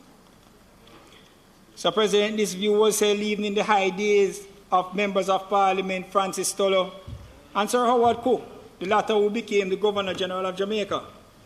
But Mr. President, title without more can amount to naught when the necessary infrastructure improvements needed does not come. Mr. President, it was as a result of this deficit in improvements, in particular the housing stock, that Montego Bay, for example, spawned 19 squatter settlements, which brought in many negatives, including crime. The housing stock and housing solutions have greatly improved in St. James through private and public investment. Several new housing estates have been or are under construction to include West Village, the Estuary, Edmund Ridge, and Grange Pen. Together, Mr. President, they have added in recent times over 5,000 housing solutions in St. James. In the parishes built by Labour, in the parishes of Trelawney, Hanover, and Westmoreland, the recent presentations by several of the newly minted members of Parliament in the State of the Constituency debate in the other place reflected the lack of good representation over the many years. Sir President, a new wind is blowing in Western Jamaica. In 2016, the pendulum began its movement, and in 2020, the movement was complete. Mr. President, at 16 out of 16, and I'm referring to the constituencies, every constituency in the county of Cornwall is green. No one can ask for more. It is now on to the work for the people across the region. And under the astute leadership of the Deputy Prime Minister, the Honourable Dr. Horace Chang, the Minister of Tourism, Honourable Edmund Bartlett, and the younger, very motivated members of Parliament, Western Jamaica is poised to get its fair share of the pie and to recover stronger. Sir President, in the area of tourism, the COVID pandemic caused a total shutdown of the tourism sector. With Western Jamaica being the mecca of tourism, this proved quite devastating. To his credit, the Minister of Tourism and his team moved quickly and engaged many of the workers in the sector to get involved in online training. And by mid-April 2020, courses were commenced through Heart Trust, NSTA, the Jamaica Center for Tourism Innovation, and TPDCO, and covered a number of skilled areas. Sir President, thousands of hotel workers were engaged, which augured well for the recovery program in the sector and the rollout of the Resilient Corridor concept. The innovation of the coronavirus Resilient Corridor from Negril to Port Antonio and Milk River and Clarendon to Negril facilitated the swift opening of the sector and got thousands of persons back to work. Today, in excess of 80% of workers in the sector have returned to work. And as they do, I trust that the drive to have them participate in the tourism pension scheme introduced by this administration under the Tourism Workers Pension Act is placed up front and center. Participation will ensure for these workers whose efforts contribute to the success of the industry have a better life in their latter years. The protocols established in the corridor have received international approval at the level of the World Travel and Tourism Council. Today, the majority of hotels have reopened, with benefits being felt by many directly and indirectly. To the hoteliers, I commend them for their diligence in the implementation of COVID protocols that has seen a very low infection rate of less than 1%. They must also be commended for their participation in the various phases of the pandemic. In the early stages, they provided accommodation for the ship workers. Today, they participate in the vaccination process. And I wish to highlight Sandals Resort International, Mr. President. They have gone a step further and they have provided one of their facilities to be used as a vaccination site to the comfort, providing accommodation for the medical personnel and to provide a comfort state for persons who go in for vaccination. Mr. President, the restoration of this sector is important as it supports the many mega projects taking place in Western Jamaica at this time. And I will just go on to highlight some of them. Mr. President, we look in the hotel sector. Growth in this area continues, and several parishes will see significant increase in hotel rooms as well as employment opportunities from the construction phase through to operations. Mr. President, construction is now taking place in Green Island with the 2,000-room Princess Hotels. In St. James, the planning is far advanced for the 1,700 Hard Rock Hotel. Similarly, in Trelawney, Rio is about to commence construction, Mr. President. Added to these new facilities, existing properties across several parishes along the north coast are increasing their room count. You're looking from St. Anne right through to Hanover. This build-out, even whilst we are still in the pandemic, speaks volumes for Jamaica as a sought-after destination. As Jamaicans, we must ensure that we do not drop the ball. Mr. President, I strongly believe that the amendments made by this administration to the Casino Gaming Act has and will continue to spur greater investment in the hotel sector.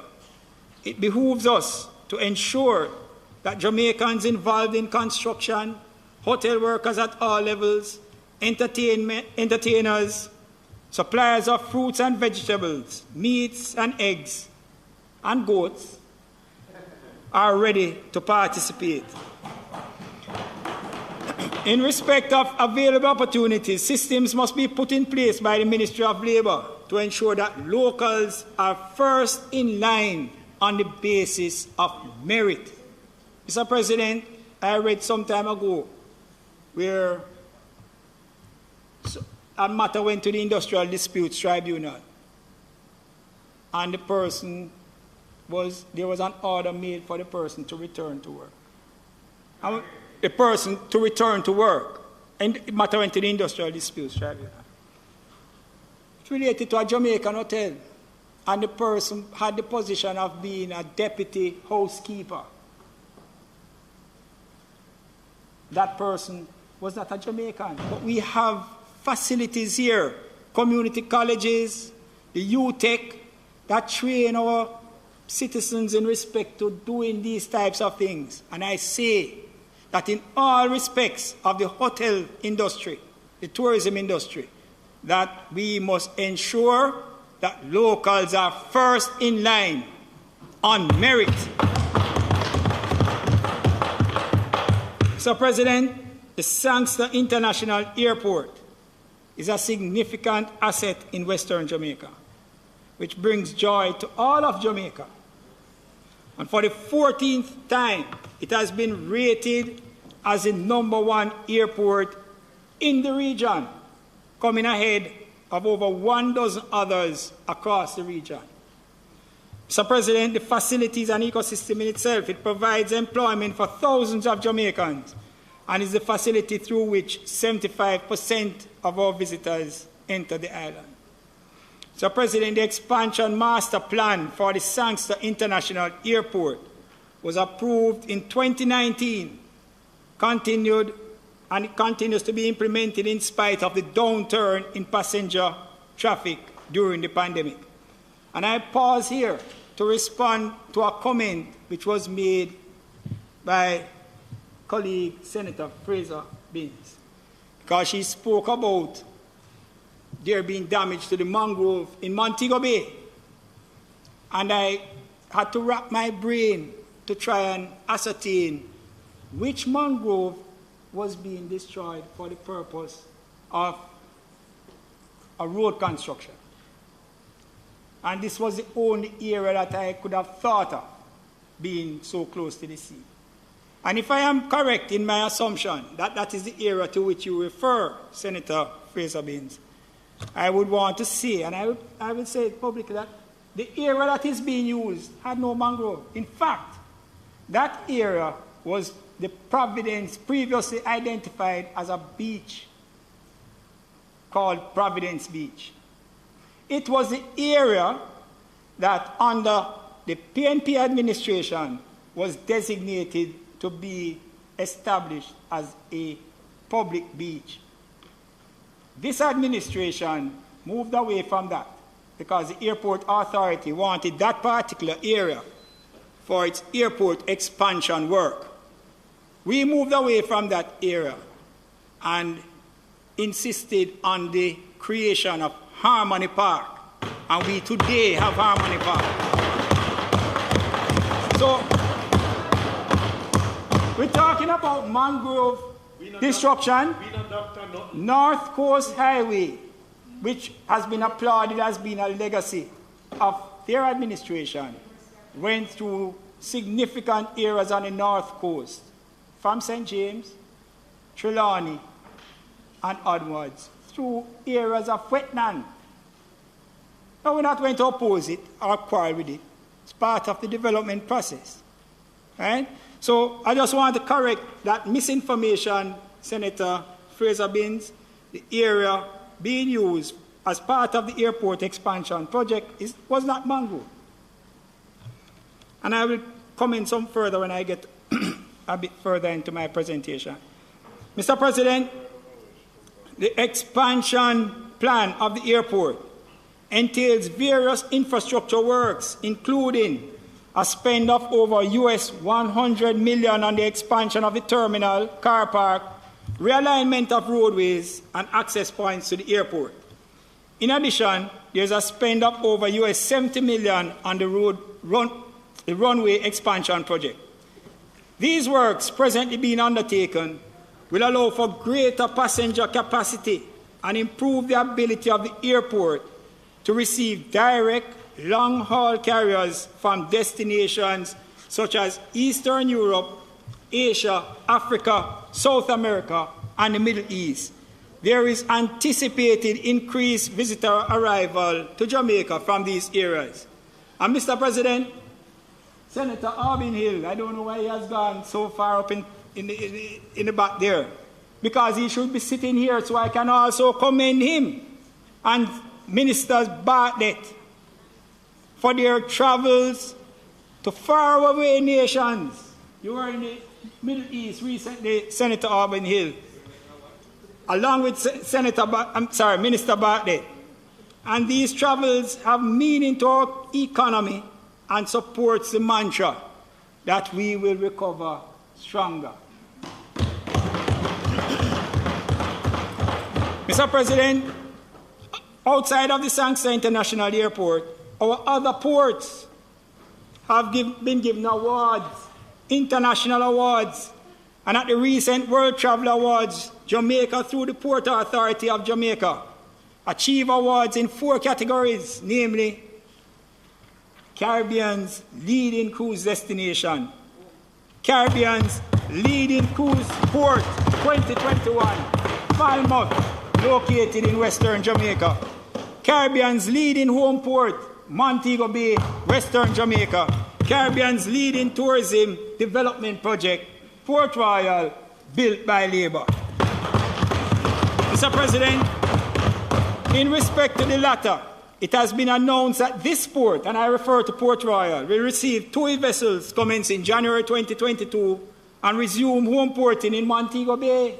2 will be home porting in Montego Bay in 2022. Mr. President, it is my view that we should do all that is necessary to improve our home porting opportunities. And today,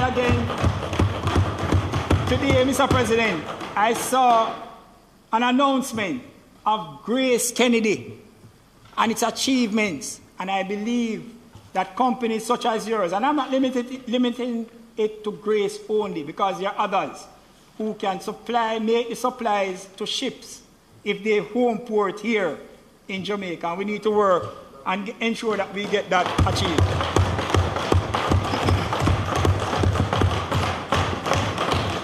Mr. President,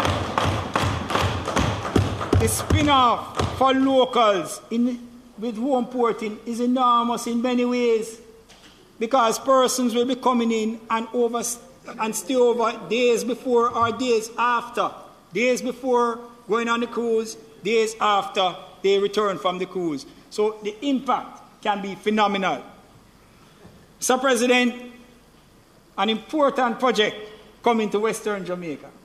It seems to be stationed in Montego Bay, but it impacts Western Jamaica. And I refer to the Montego Bay Perimeter Road project. Montego Bay, Mr. President, has witnessed tremendous growth over the past several years. Its ability to expand to the south was stymied in 1995 with the forced acquisition of the lands to the south that were earmarked for major commercial and housing developments. Those lands were used to install sewage ponds, much to the chagrin of many. The Montego Bay Perimeter Road project will see several new road constructions taking place, which will ease the traffic congestion in the city's urban center and open up many areas to the east and south for further expansion of the city. The project will further facilitate movement of goods and people from north to south, from Montego Bay to Savannah and Lamar. The beneficiaries of this project will therefore be the parishes of St. James, Hanover, Westmoreland, and to some extent, St. Elizabeth. So, President, this administration, in spite of the comments, and we heard them in this chamber, expressed in opposition, has rightly designated through legislation and after debate the Montego Bay Perimeter Road project as a national development project. This will ensure the reduction in potential delay in implementation. And I am proud, Mr. President, to have been part of this noble chamber and voted aye on the debate of the Public Procurement National Development Project, Montego Bay Perimeter Road Project Order 2021.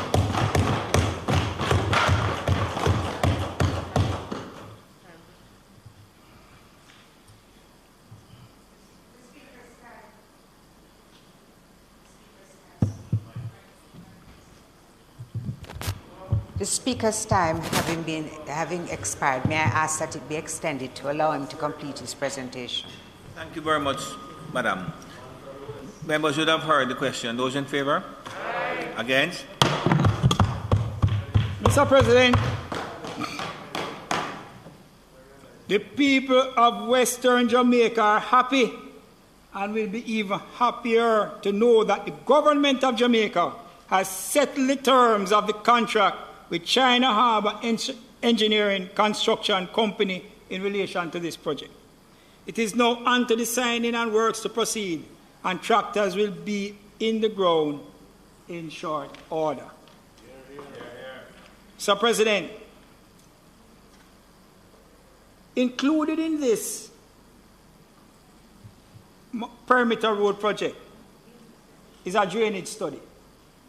And for persons who would have been watching the newscast from the side of the island, you'd have seen in last week that areas in Montego Bay were flooded because of heavy rainfall. And what we are seeing in that area is that the capacity of our drains have been exceeded.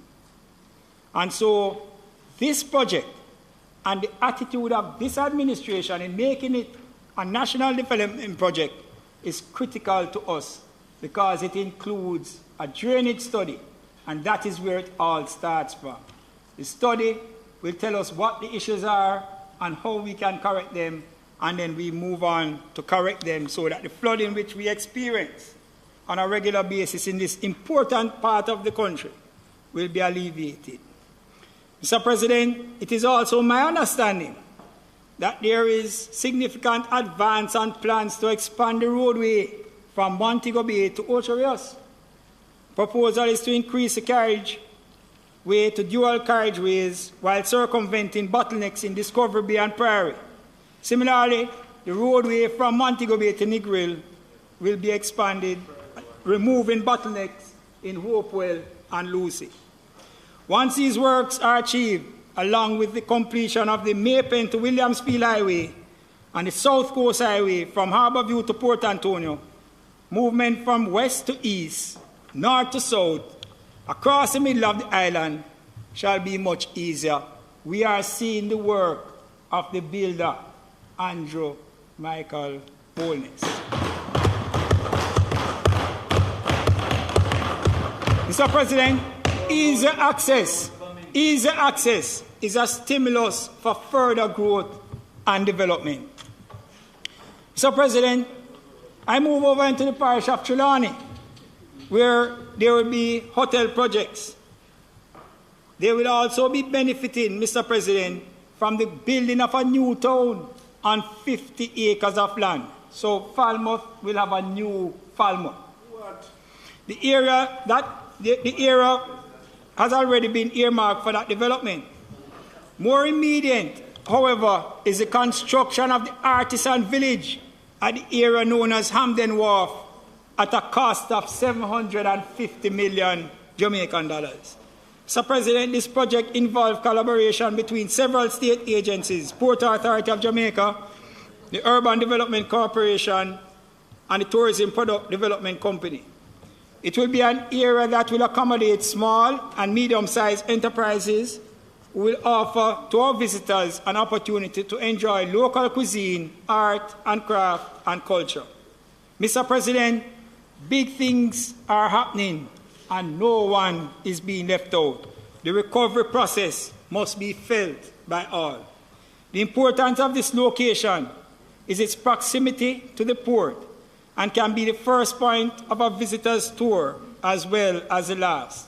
And this adds great opportunity for those in the artisan village for them to earn. In the business process outsourcing sector, which was spawned in Montego Bay, in the Montego Bay Free Zone, we have seen its growth, Mr. President, of the BPO across 12 of 14 parishes in Jamaica. Mr. President, it was stated in Outsource to Jamaica 2021 conference that Jamaica should benefit from US 70 million in new investments in this area. Certainly in Montego Bay, major investment continues in the BPO, in the Catherine Hall area, at the Barnet Tech Park, as well as the Ironshore Industrial Estate. Mr. President, the employment opportunities across Western Jamaica in this area is phenomenal. It is important to note that migration may not be necessary from other parishes with the improvement in the road network, which I have already spoken to, and the ability of work from home regime developed in that sector during the COVID-19 pandemic. So, President, I wish to touch on the environment. And why I'm doing that is because a critical area that impacts the environment, the cockpit country, is located in the parishes of Trelawney, St. James, and St. Elizabeth. Mr. President, this administration is sensitive to the benefit of preserving this area in its natural state.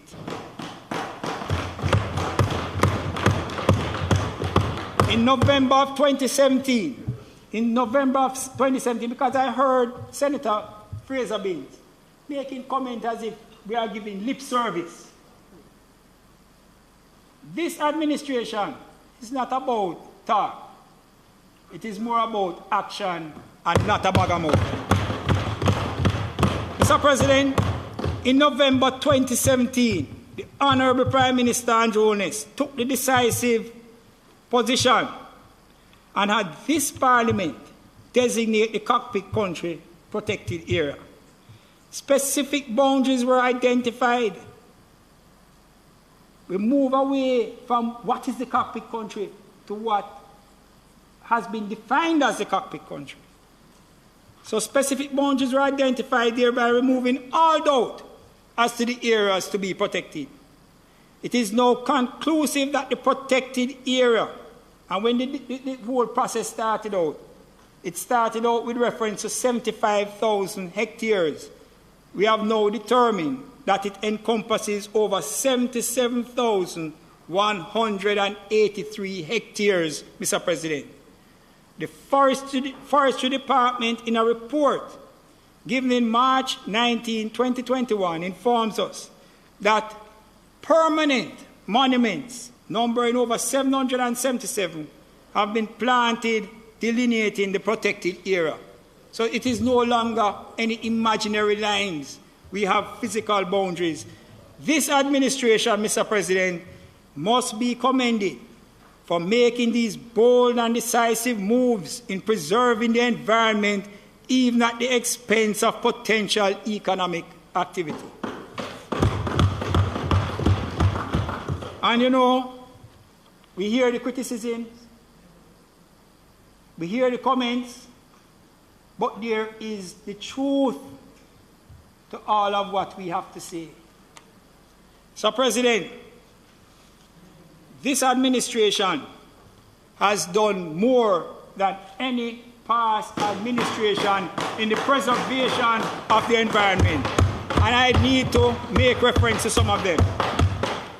This administration, 14 forestry orders, which remains unprecedented. The declaration, and I commented on that, the declaration of the proposed cockpit country boundaries after 40 years of lip service. The declaration, Mr. President, of the Black River Morass area. Mr. President, when you take this as a whole, what you are looking at is declarations that have moved Jamaica's protected areas to exceed 30% of the landmass. And that, Mr. President, doubles the target of 15%, which is set by the United Nations. Jamaica gonna leave, Mr. President. Mr. President, the ban on the single-use plastic items, which was led by Senator Minister Matthew Samuda, in place. The completion of the parish development orders right across Jamaica.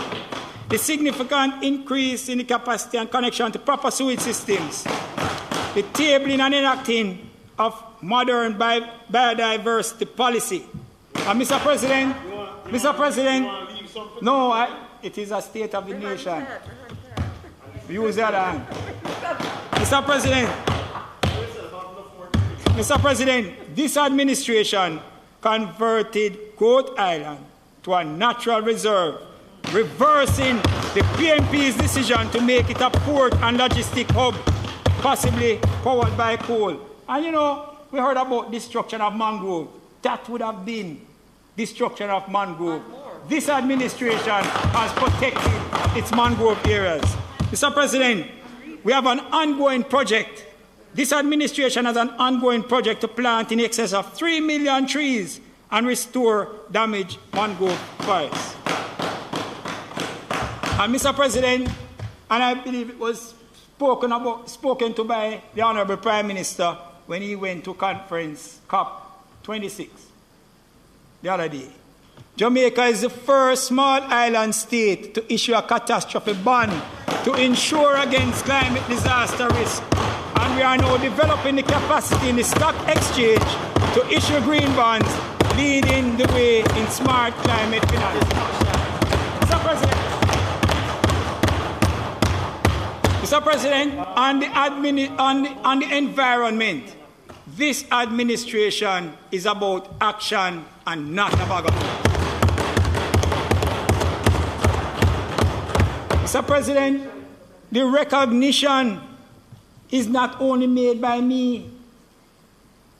It is not only made locally, it has been made internationally. Our Prime Minister has been invited to represent the views of small island development states at notable fora, such as the G7 and the G20. International recognition being given to our Honorable Prime Minister.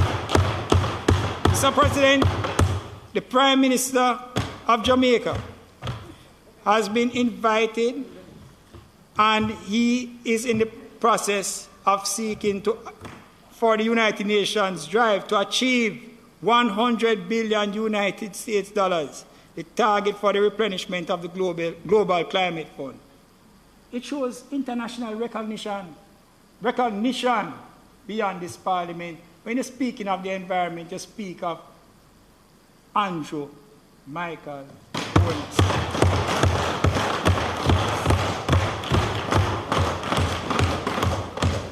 Mr. President, we saw some things presented, and probably that is the reason why there was the glitches taking place in the system.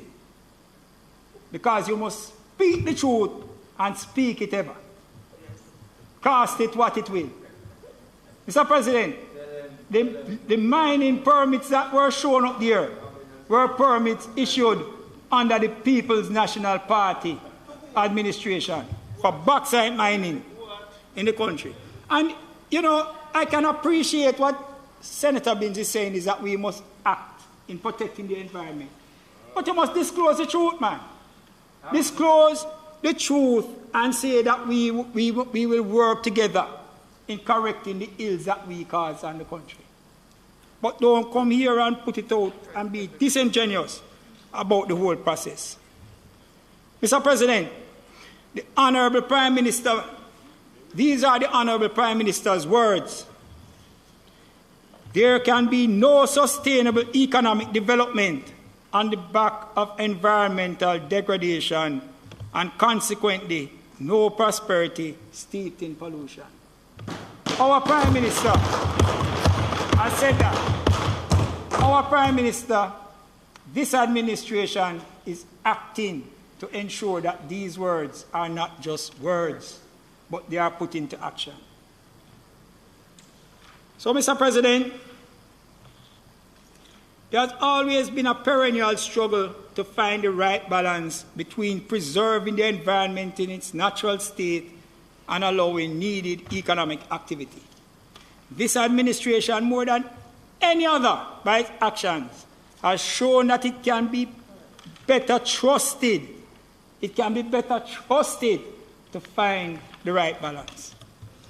As part of preserving the environment and providing appropriate green space for the benefit of the citizens of Jamaica, the Urban Development Corporation has completed the signal project of Harmony Beach Park in Montego Bay. This area of over 16 acres, as a jewel in the landscape of the city of Montego Bay, provides the ultimate space for relaxation and where people of various walks of life can commingle in a safe setting, have fun, and appropriate beach access. And as I move from there into beach access, Mr. President, that has been a thorny issue over the decades. So I agree with Sophia, Senator Binns, when she says that. Harmony Park, which is located on valuable property, confirms this administration's position that locals must have access to one of Jamaica's valuable assets, its beaches. That is what is signaled by Harmony Park. This era, this development, Mr. President, fits hand in glove with the green paper laid in this Parliament by the Honourable Minister, Pernell Charles Jr., which outlines the administration's position on beach access.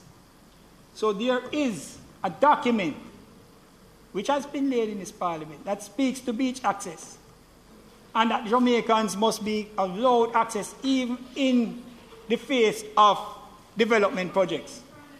And you know, yes, and you know, if I were to do the comparison, and I say that we don't play hypocrisy here, I take you to Montego Bay.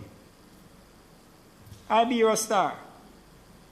The citizens of St. James and adjoining parishes lost access to Rose Hall Beach.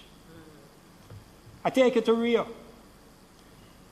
The citizens of Montego Bay lost access to Damali Beach. And I take you to the Cameron. The citizens of Montego Bay lost access to Cornwall Beach. No. Let us say. No, it wasn't under our watch. Not under our watch. It was under a previous administration.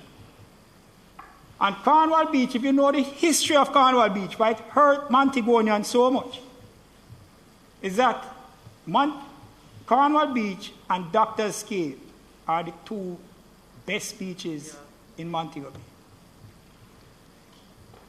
Doctor's Cave was seen as, it had a stigma. Many Montegonians don't go to Doctor's Cave because it had a history that spoke to you being of a particular class, socio-economic class and otherwise. Interestingly, Cornwall Beach was created, and I give credit to a former Prime Minister, Michael Manley. Cornwall Beach was developed by Michael Manley under PNP administration for the people, in Montego Bay and Jimmy Cliff Boulevard, next door to Doctor's Cave. It was a beach that the average Jamaica could go to. Cornwall Beach was taken away from the people of Montego Bay by a PNP administration in a manner where there was no disclosure and certain other things. And because of that, the matter was referred to the Contractor General for inquiries to be made and for a report. And the St. James Municipal Corporation is still awaiting on that report as to how that process was done. So when we talk about access, this administration don't just talk it. They put it in writing. It is in the development orders that I made reference to. It is in the beach access policy that Minister Pernell Charles Jr. has placed in this parliament. We are action. We are not a bag of mouth.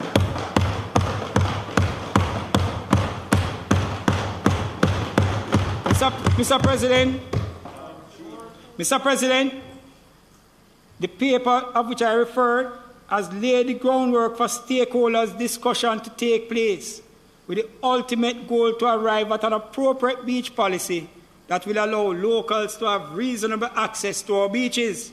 And I urge the Minister to move forward with alacrity, and he can count on me for full support. Mr. President, Montegonians have benefited from the completion of the Harmony Beach Park, which is on the Jimmy Cliff Boulevard. They can now look forward, Mr. President, to Jamaican spend of $1.2 billion on the improvements along the popular Jimmy Cliff Boulevard. This area is the area that is referred to as the hip strip. Through this investment, one can envisage a South Beach type experience in that area.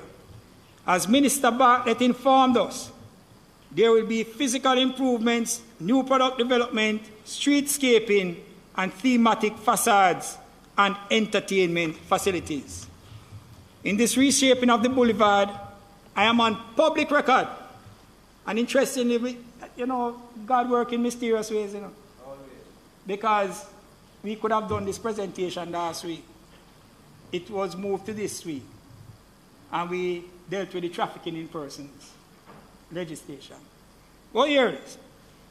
I am on public record stating my opposition to the creation of a red light district in this area. It was put on the table by a prominent Montegonian. I am opposed to the creation of a red light district in this area. I believe, even in light of what we discussed this morning, it can contribute to the trafficking in persons for sexual benefit.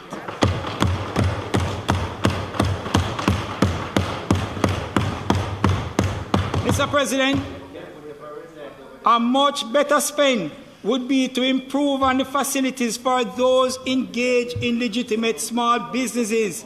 Example, the pan chicken vendors who cook up a delight for locals and foreigners. We're not into the creation of any red light district in our prime tourist area. Mr. President, I don't come here to be hypocritical. And if I attempted to avoid the concern of crime and violence which plagues parishes across Western Jamaica, then I could be described as being hypocritical. I spoke to the good things, commenting on the things that are not so good. Mr. President, whilst the murders tend to be confined to inter- and intra-gang members, it is still a worrying factor. As we have seen, incidents do take place in spaces used by others and have a negative impact.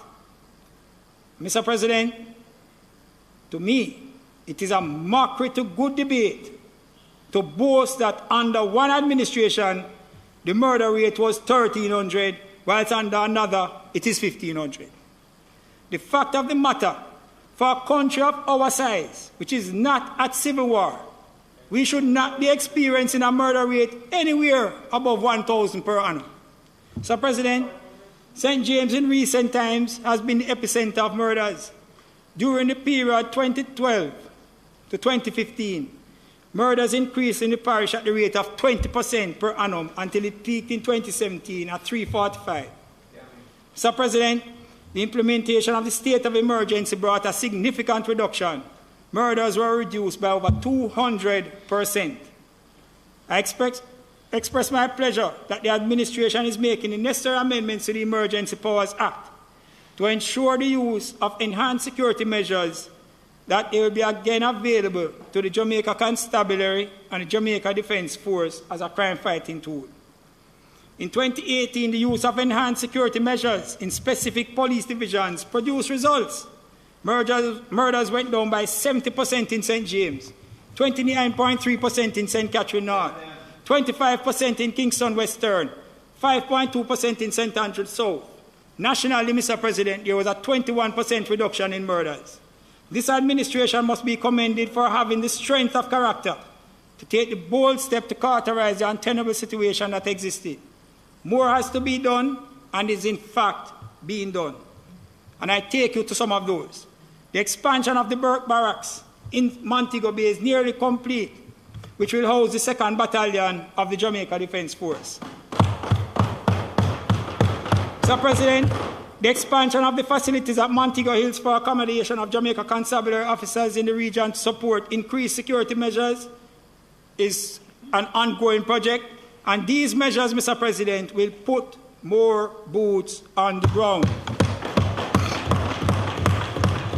Mr. President, I am recommending, Minister Samuda is here, to the Minister of National Security to also look at the restoration of the accommodation area that existed at Barnett Street Police Station but was damaged by a fire many years ago. There is tremendous benefit that can be achieved in its restoration. Mr. President, the implementation of the zones of special operations in Mount Salem and Norwood has and will bring improvements to the physical infrastructure, the social and economic welfare of the residents of said communities. Those improvements will have positive impact in the fight against crime and violence. The construction of the new police station is another achievement in itself in the Mount Salem area, where broken infrastructure previously existed. It now accommodates a high-quality, fit-for-purpose facility of which officers who use it and the communities it serves can be proud. Mr. President, the establishment of the Caribbean Military Academy in Flankers, which has broadened the training opportunities for young men, particularly those who may be otherwise attracted to crime. Mr. President, it is my view that many of these training opportunities is attractive to those who are willing. The greater concern that I have is what do we do with those who are not so willing? How do we get them attached to these programs which will give value to their lives? Mr. President, Member of Parliament for Eastern St. Thomas, Michelle Charles, bravely advanced the use of ankle bracelets for those admitted to bail. I am prepared to advance the use of control orders as exists in several Commonwealth countries, including New Zealand and England, to ensure that those who are not so willing and who may be a threat to public safety be placed in suitable programs tailored to the individual to impart discipline, social and other skills for the benefit of the individual and for the benefit of the community and ultimately the nation. Data from the Jamaica Constabulary informs us that between 2016 to 2021, 4,260 unemployed people were charged for major crimes, including murder, shooting, breaches of the Firearms Act. Many of these were unskilled or unemployable, and we must do all we can to ensure our young people attain a skill by any means necessary. Mr. President, the courts, under this proposal I'm making, on the application of the Commissioner of Police, will determine to whom control orders may be applied. This approach is akin to that which presently exists under the Criminal Justice Administration Act, but it is restricted to deportees. So I'm asking for it to be expanded so that where persons who are unattached and are deemed threat to public safety and order, that you can put, you're not locking them up, but you are putting them through a regime, put them into a program where they have to complete the program of training. They must come out with a skill and be able to contribute to Jamaica. Mr. President, land titling and major infrastructure improvements across the various 19 squatter settlements in St. James has been a feature of this administration since 2007. One only has to look across Lilliput, Barretttown, Grange Pen, Flankers, Providence Heights, Norwood, Rose Heights, to name a few, and you will see the improvements made. Paved roads have replaced dirt tracks, land titles made available, utility services introduced, all done to give residents a better quality of life. Mr. President, the Cornwall Regional Hospital, you're sitting up straight, Senator Ali, and we speak in one voice on this issue. The Cornwall Regional Hospital, the work to restore that facility, Mr. President, has lagged longer than one expected.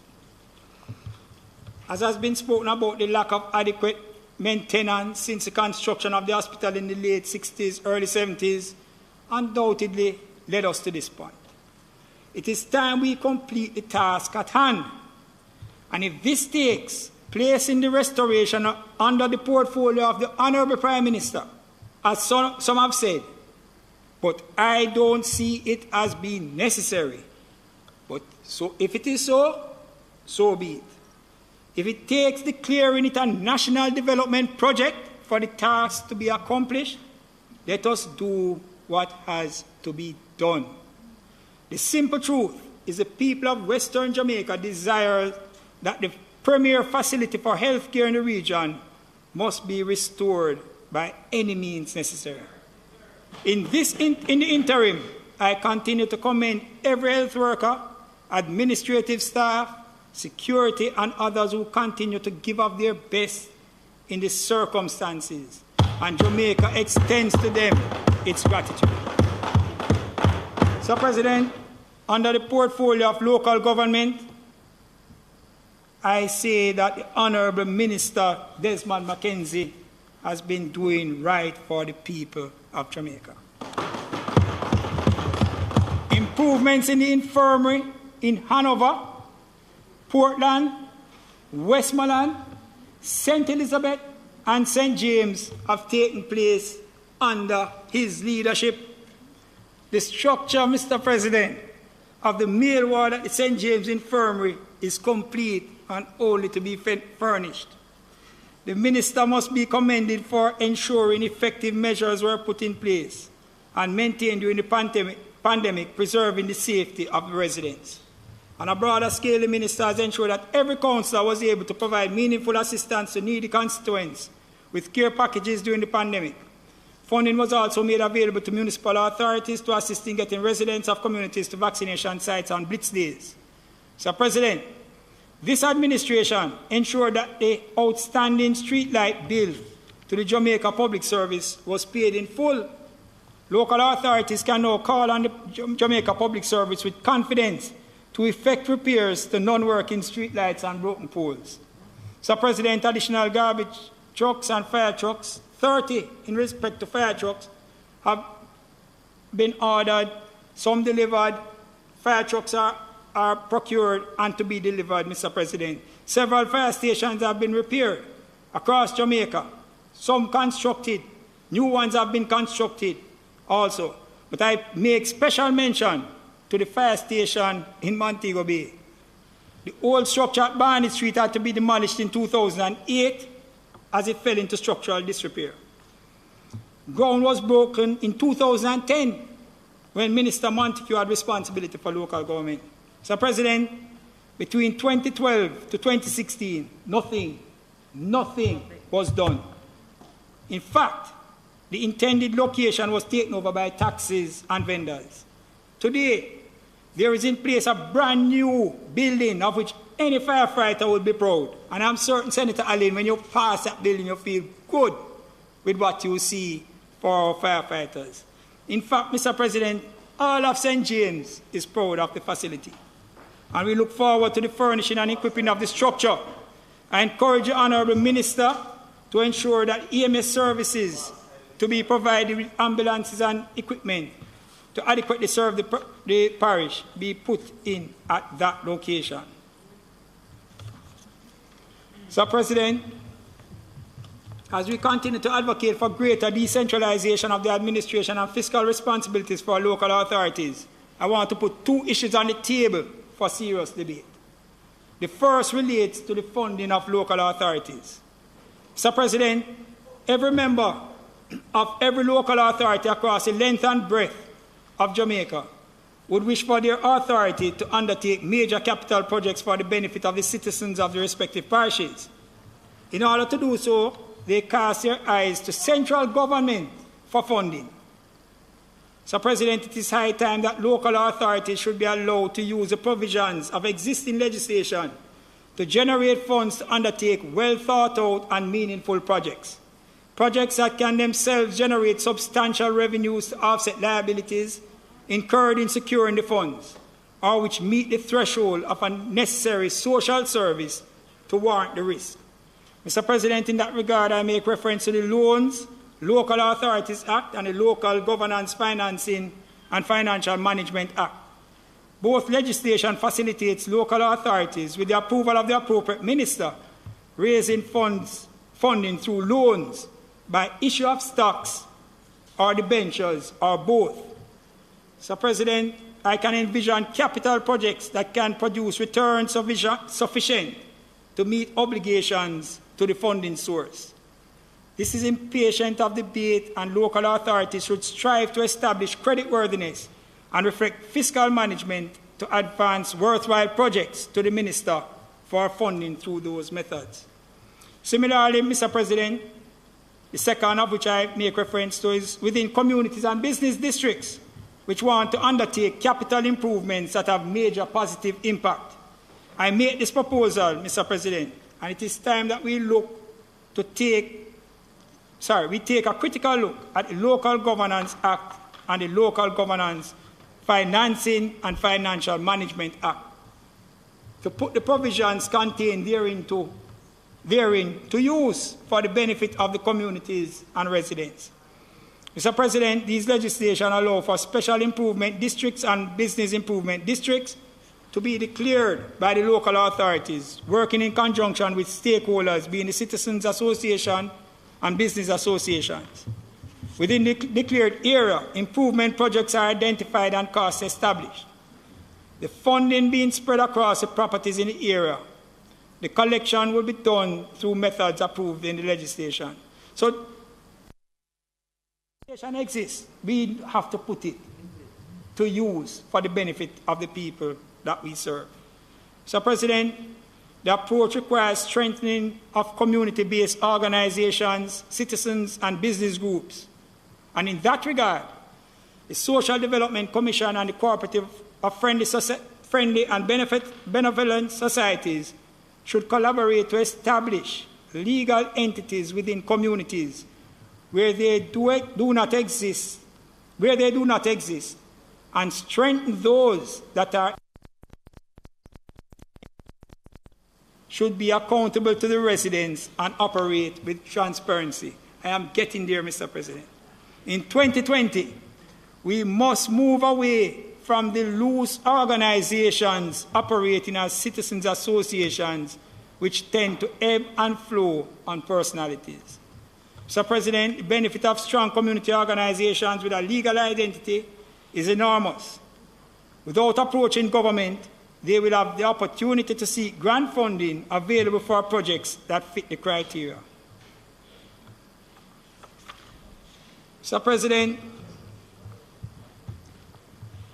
as I close, and I've jumped a few paragraphs down the road, Mr. President, recovering stronger and better is not empty rhetoric.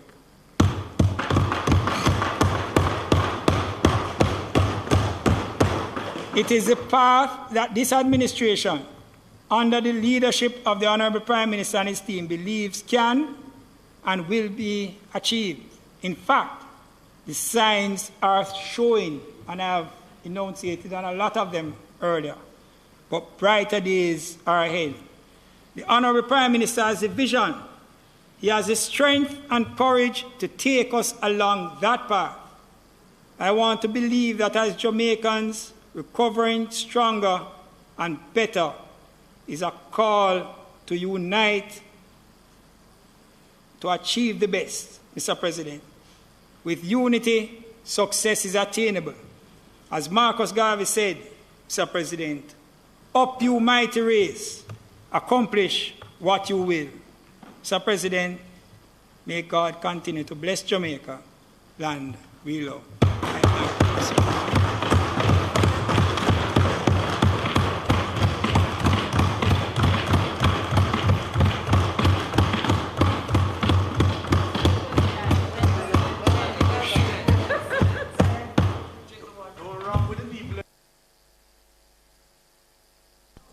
Thank you.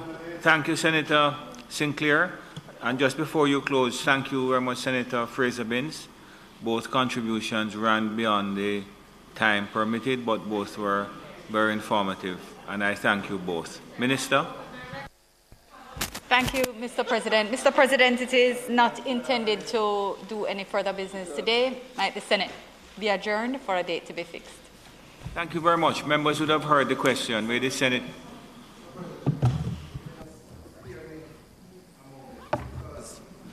You know, I was just checking my email just now, following up on my request for the answers to the questions, and I asked for them 11:30 today, and we are after 3 today, and up to now, we have not seen. I have not seen the answers to the question. What is happening, Mr. President?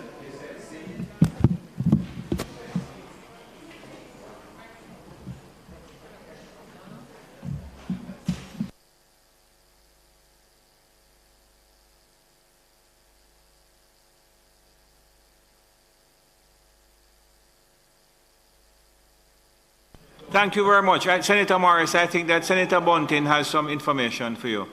The question is that the Senate be adjourned for a date to be fixed. Those in favour? Against? This Honourable Senate now stands adjourned to a date to be fixed. Thank you very much.